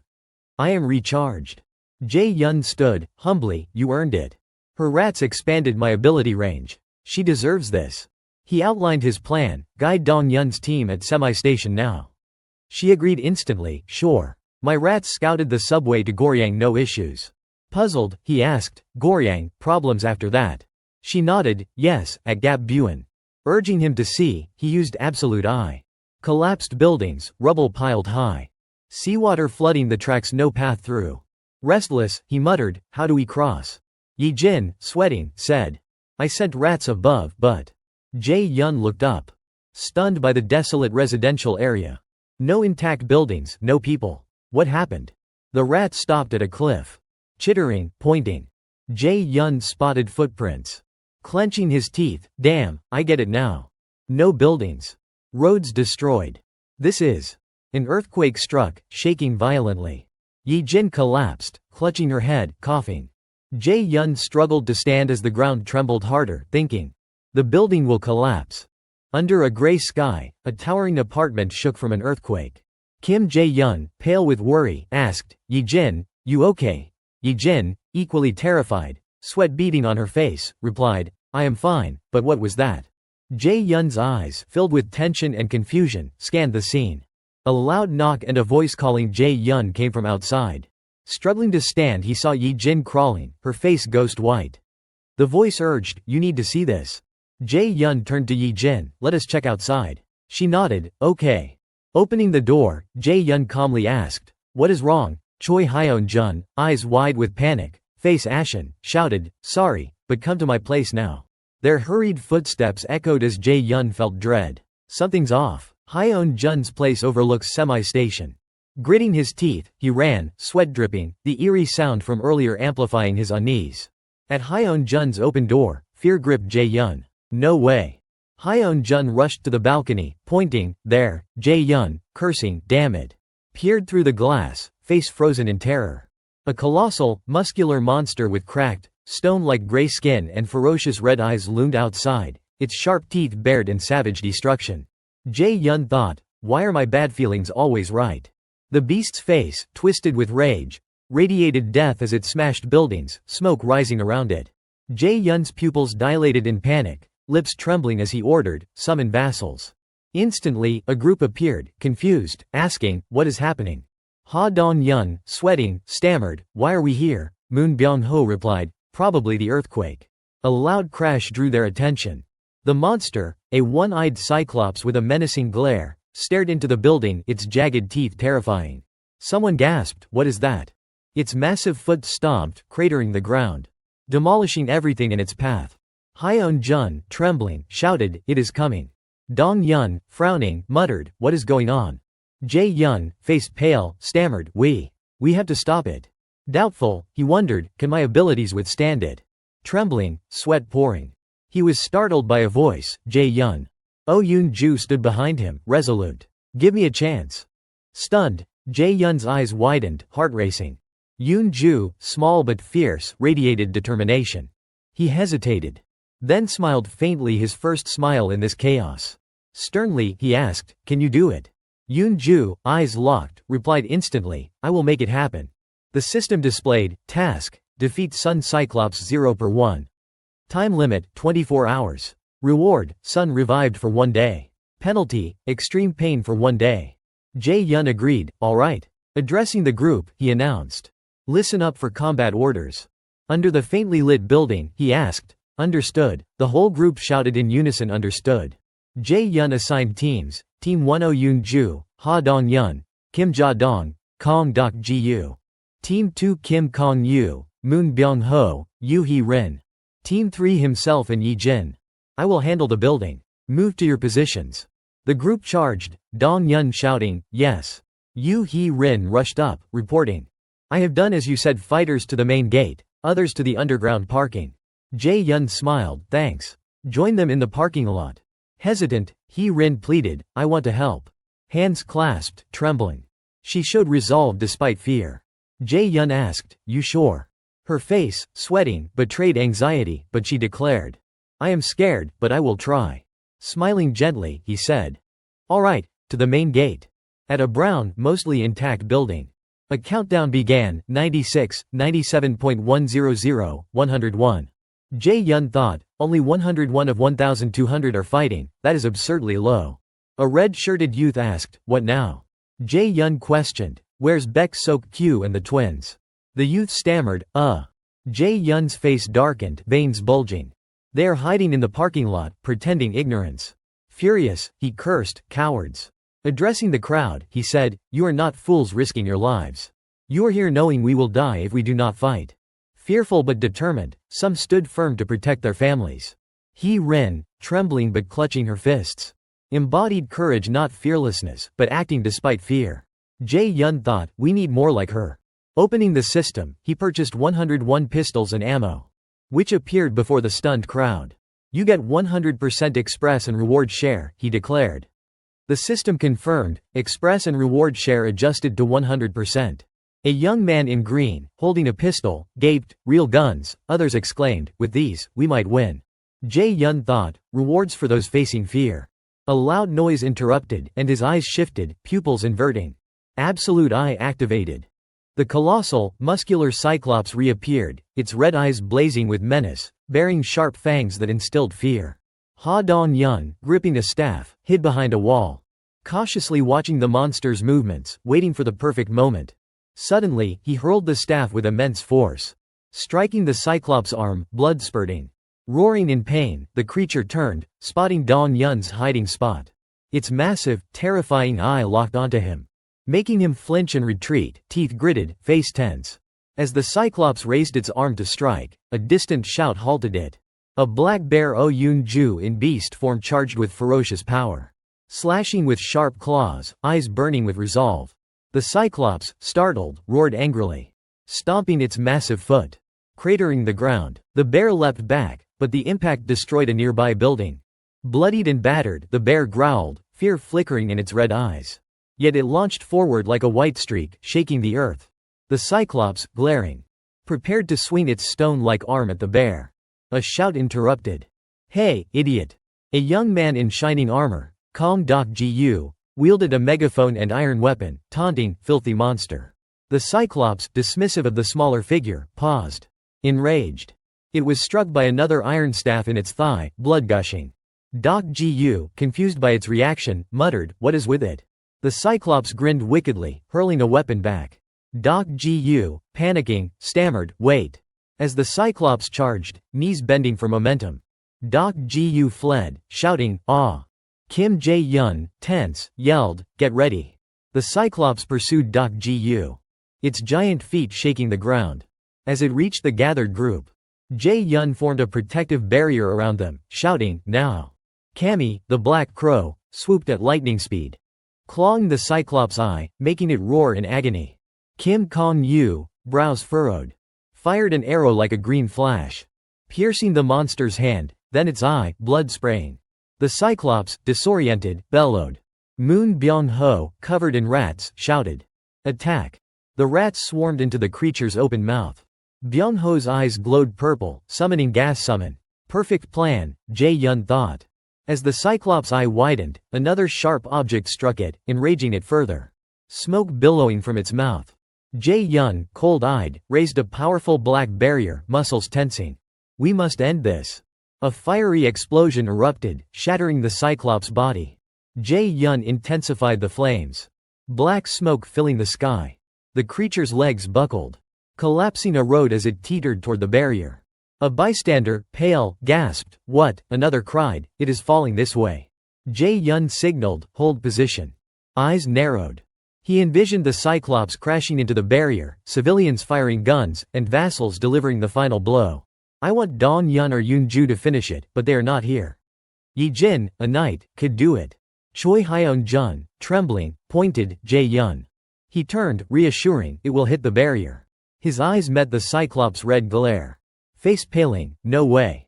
The creature, impossibly resilient, clung to the barrier, smashing it with a stone-like fist. White smoke rising as it roared. The protective barrier held firm despite the Cyclops' relentless assaults. But a system alert flashed, unauthorized entity attempting to infiltrate the apartment complex. Kim Jae-yun, overwhelmed with panic, stared wide-eyed, pupils dilated, sweat beading on his cheeks. We stopped it. Choi Hyeon-jun signaled, fire. The group raised their pistols, faces tense, and unleashed a barrage, shattering the barrier and hitting the Cyclops. It roared in pain, clutching its face. Jae-yun, resolute, thought, "We blocked it this time, but another hit could break through." Gritting his teeth, sweat dripping, he raised his hand, summoning a glowing purple giant hand above. Activating maximized hand, a skill honed with invested points. His eyes sharpened. The Cyclops, enraged, slammed its massive arm into the barrier.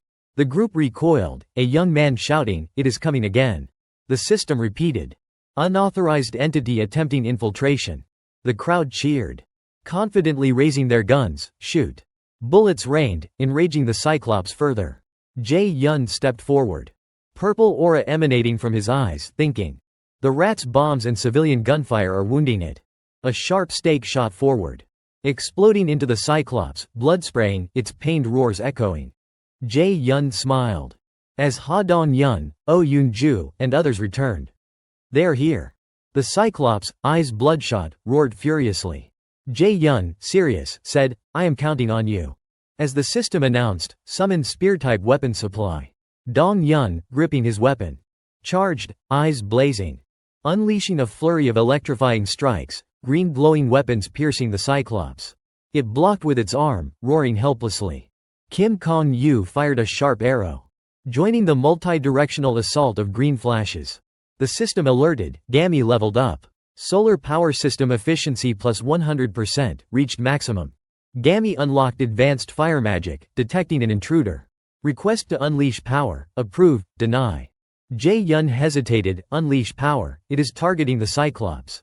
What can that tiny bird do, let us try. Approving, the system deducted 300 million W. And dazzling light erupted. Jae-yun gaped, 300 million. A giant eagle Gammy emerged, its glossy black feathers sparkling, 3 blazing eyes and sharp talons gleaming. It unleashed a fiery orb from its beak, diving at the Cyclops. The group scattered as Jae-yun ducked, letting Gammy's fire strike the monster's back. The impact felled the Cyclops, blood gushing from its mouth, eyes wide. Oh Yoon-ju, in bare form, leapt, claws slashing. In a flash the battle ended. The system announced. Defeated Cyclops level 50. Gained 31,925,374,089 W. Skill level increased. Jae-yun jolted. A purple lightning surge coursing through him, causing pain. Claimed Jajay territory over apartment complex 1. 10 billion W construction funds transferred. Knees buckling, he clutched his stomach, groaning. Gammy landed, raising a wing in salute. Pale, Jae-yun scolded, "You spent 300 million. Gammy shrank, chirping, "Bip bip." Smiling, he patted its head, "Good job." Gammy chirped gratefully. Jae-yun, serious, thought. Illusion summoning is limited to Jajay territory, but 300 million for 30 billion is insane. Opening the system, he considered, summon another divine beast. Seeing illusion summon, 10 billion W, inactive. He froze, 10 billion. Tensing, he called. Yoon-ju. Oh Yoon-ju stood atop the Cyclops, bathed in radiant light. The system reported, Citizen Oh Yoon-ju completed task. Cost, 324,576,089 W. Wish granted. Sun revived for 1 day. Tears streaming, Yoon-ju sobbed in anguish and relief. In a damp room with rusted pipes, Kim Jae-yun used his ability to fill water bottles. Yoo Hee-ren, clutching a bottle, looked at him gratefully, "Thank you." Jae-yun, still producing water, thought. "We are in trouble. Food's gone. I can make water, but the food from hunting monsters is depleted."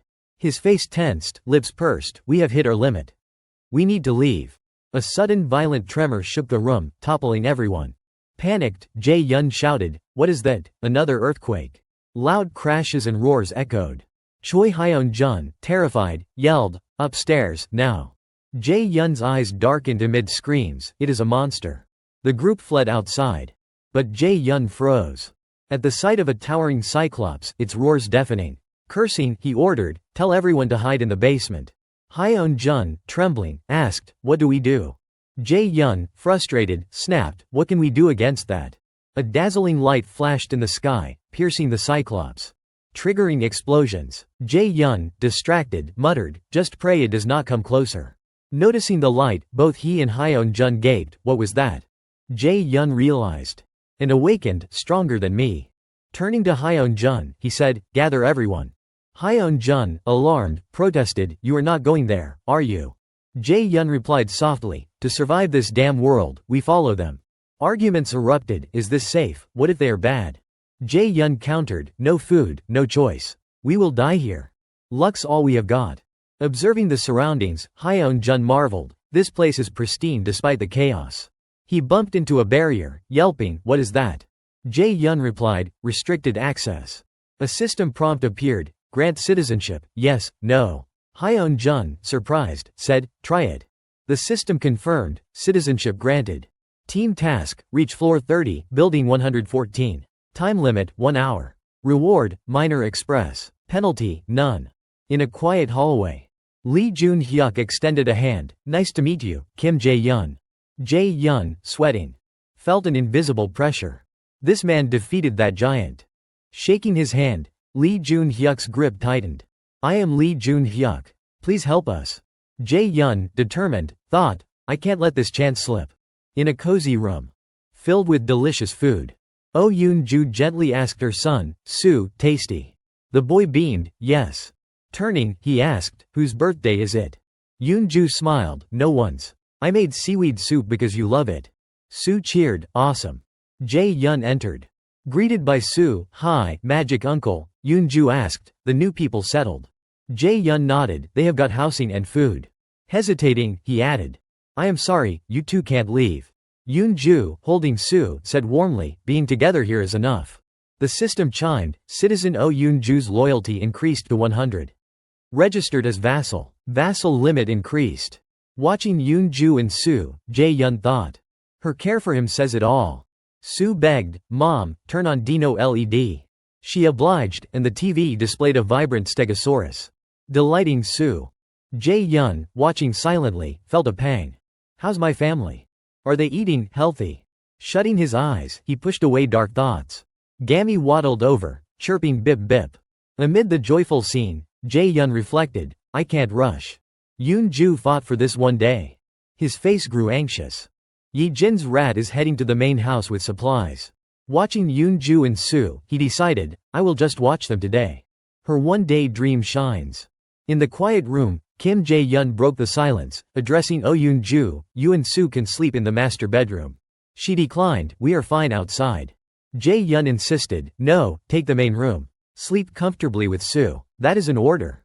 Smiling warmly, he watched as Yoon-ju, unable to refuse, bowed and thanked him, pulling Sue along. Understood, thank you. Sue waved, good night, wizard uncle. Jae-yun returned a tender smile. As darkness enveloped the house. A lullaby from the master bedroom broke the silence, oh my honey, Sue, sleep soundly. Do not let roosters or dogs wake you. Lying on the sofa. Jae-yun's lips curved faintly. His eyes grew distant, it has been so long since I heard a lullaby. The melody stirred memories of his mother's soothing voice, her gentle touch lulling him to sleep. Morning sunlight filtered through closed windows. The day passed simply. Eating Yoon-ju's cooking with Sue. Watching his favorite cartoons. And laughing as Sue chased Gammy, who was sunbathing, annoying the bird. They napped and played with toys Jae-yun bought. Time slipped by unnoticed. At sunset. Jae-yun's head bowed, lips trembling, as Gammy, perched on his shoulder, shed a tear. Only one day. Yoon-ju knelt, clutching Sue, bathed in warm light. Sue called, Mom, why are you crying? She held him tighter, tears streaming. I am not crying. Sue touched her face, you are crying. Softly, he comforted, don't cry, Mom. Her voice shook, I am scared of a world without you. Sue hugged her neck, I am here. His warm voice pained her more. I will always be with you, okay. Yoon-ju sobbed, Sue. Tears blurred her vision. As she reached for him. No, I have not done enough for you. Siu's radiant smile glowed in the sunset, I will cook your favorites, everything you love. Tears fell as he replied. I love you, Mom. His body fading into the air. Yoon-ju, collapsing, whispered, I love you, Sue. Her smile serene despite the agony. Siu's final, goodbye. Echoed as he vanished. Jae-yun, witnessing the heart-wrenching farewell. Stood frozen, Gammy silent beside him. Hope blooms in despair. But its holders stand in its depths. Reaching out, he said. Don't lose heart, this is not the end. I will give you hope again. Yoon-ju, tearful, asked, really? He grasped her hand. If there is a chance, you will see him again. As many times as it takes. The system chimed. Citizen Oh Yoon-ju's trust increased to 100. Gained primal vitality. Elsewhere, Baek Sok-kyu, furious, shouted, my standard spear, orc spear, and savings gone. Stomping, he raged at two men in brown and green coats, everything stolen. The green-coated man replied, same here. I woke up, and it is all gone. The yellow-coated man added, many others lost stuff. The common thread. We did not join the front gate muster. Those who went, even if they did nothing, kept theirs. Sok-kyu's face darkened, muttering, I should have gone. Grabbing the green-coated man's collar, he snarled. You are blaming me, the man stammered, no, that is not it. Sok-kyu roared. You agreed it was stupid to follow orders. Releasing him, he cursed. I could get expelled. Someone was caught harming a minor, kicked out. And found dead soon after. After the Cyclops hunt, survivors gathered safely, but Sok-kyu feared, if I resist, I am next. Gritting his teeth, he muttered. Only that bastard Baek Sung-min, who went alone, got a gun. Rubbing his head, he sighed, how'd it come to this? A voice interrupted, Baek Sok-kyu, you still do not get it. This is just the start. Your punishment decides how you are treated here. The system appeared, task, defeat Sun Goblins 0/20. Time limit, 24 hours. Reward, Minor Express. Penalty, 1 minute of extreme pain. Sok-kyu, sweating, muttered, what the hell? The voice continued, to survive in this safe zone, you will work. That is the responsibility you will bear. Kim Jae-yun examined the system, marveling at Oh Yoon-ju's primal vitality. An A-rank skill-boosting regeneration proportional to injury severity. A Trust 100 reward granting a target skill. Notable, though useless unless I leave the safe zone.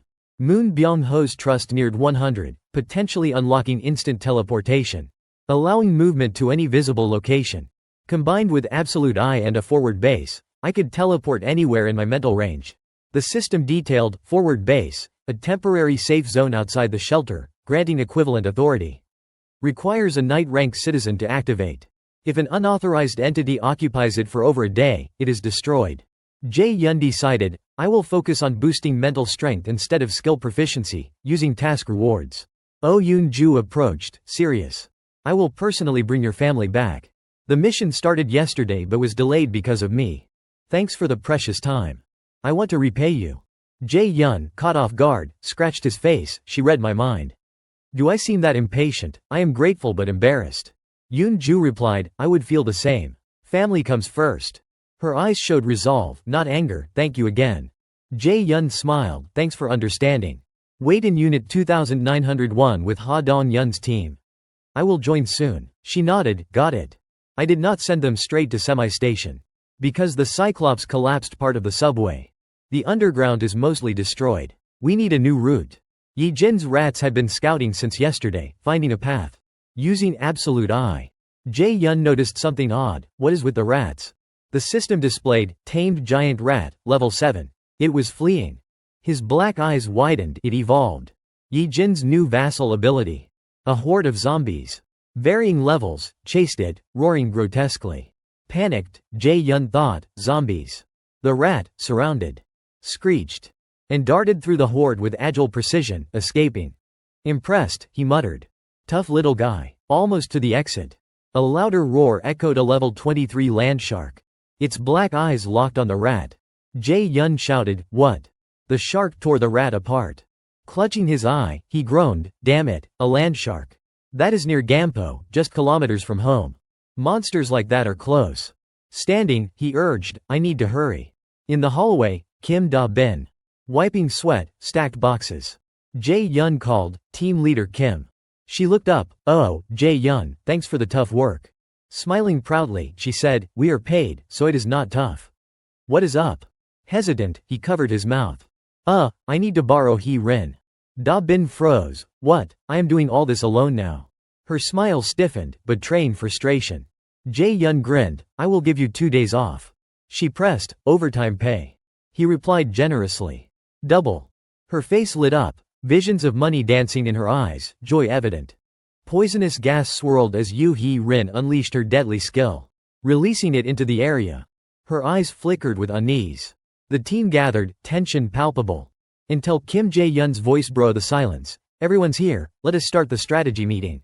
Sitting upright, hands clasped, he explained, the Cyclops made crossing semi-station difficult. Abandoning the subway route would be a shame.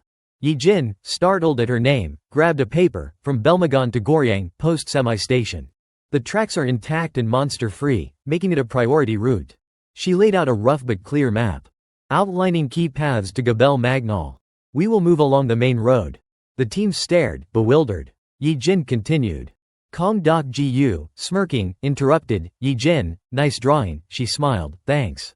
Jae-yun, noticing something, frowned, what is this? Yi-jin pointed, before Gabel Magnol, there is a critical point. A supermarket occupied by over 500 orcs.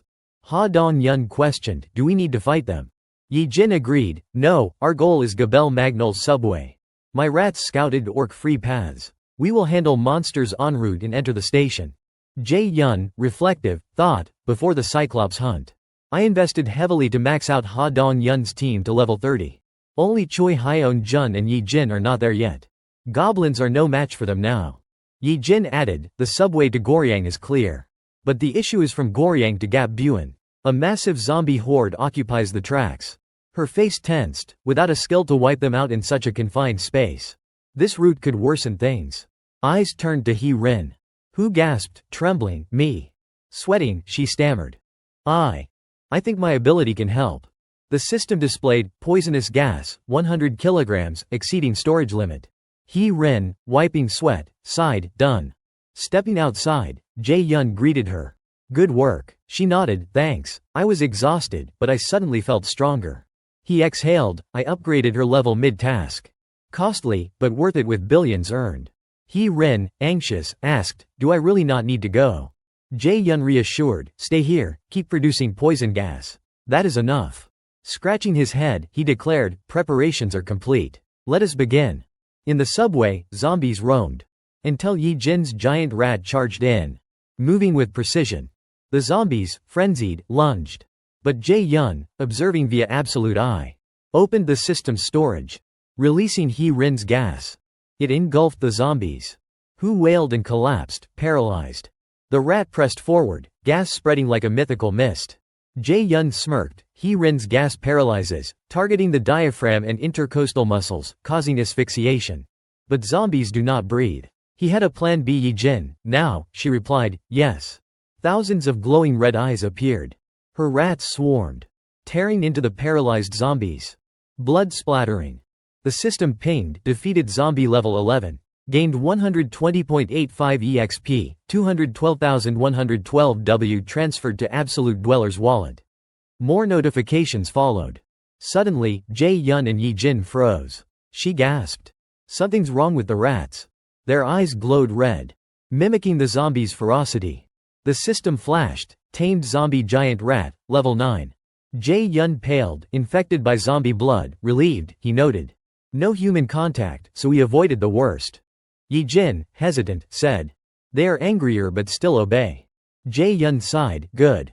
If we reach Jagochi safely, I can save my family. The system interrupted, unauthorized entity attempting infiltration.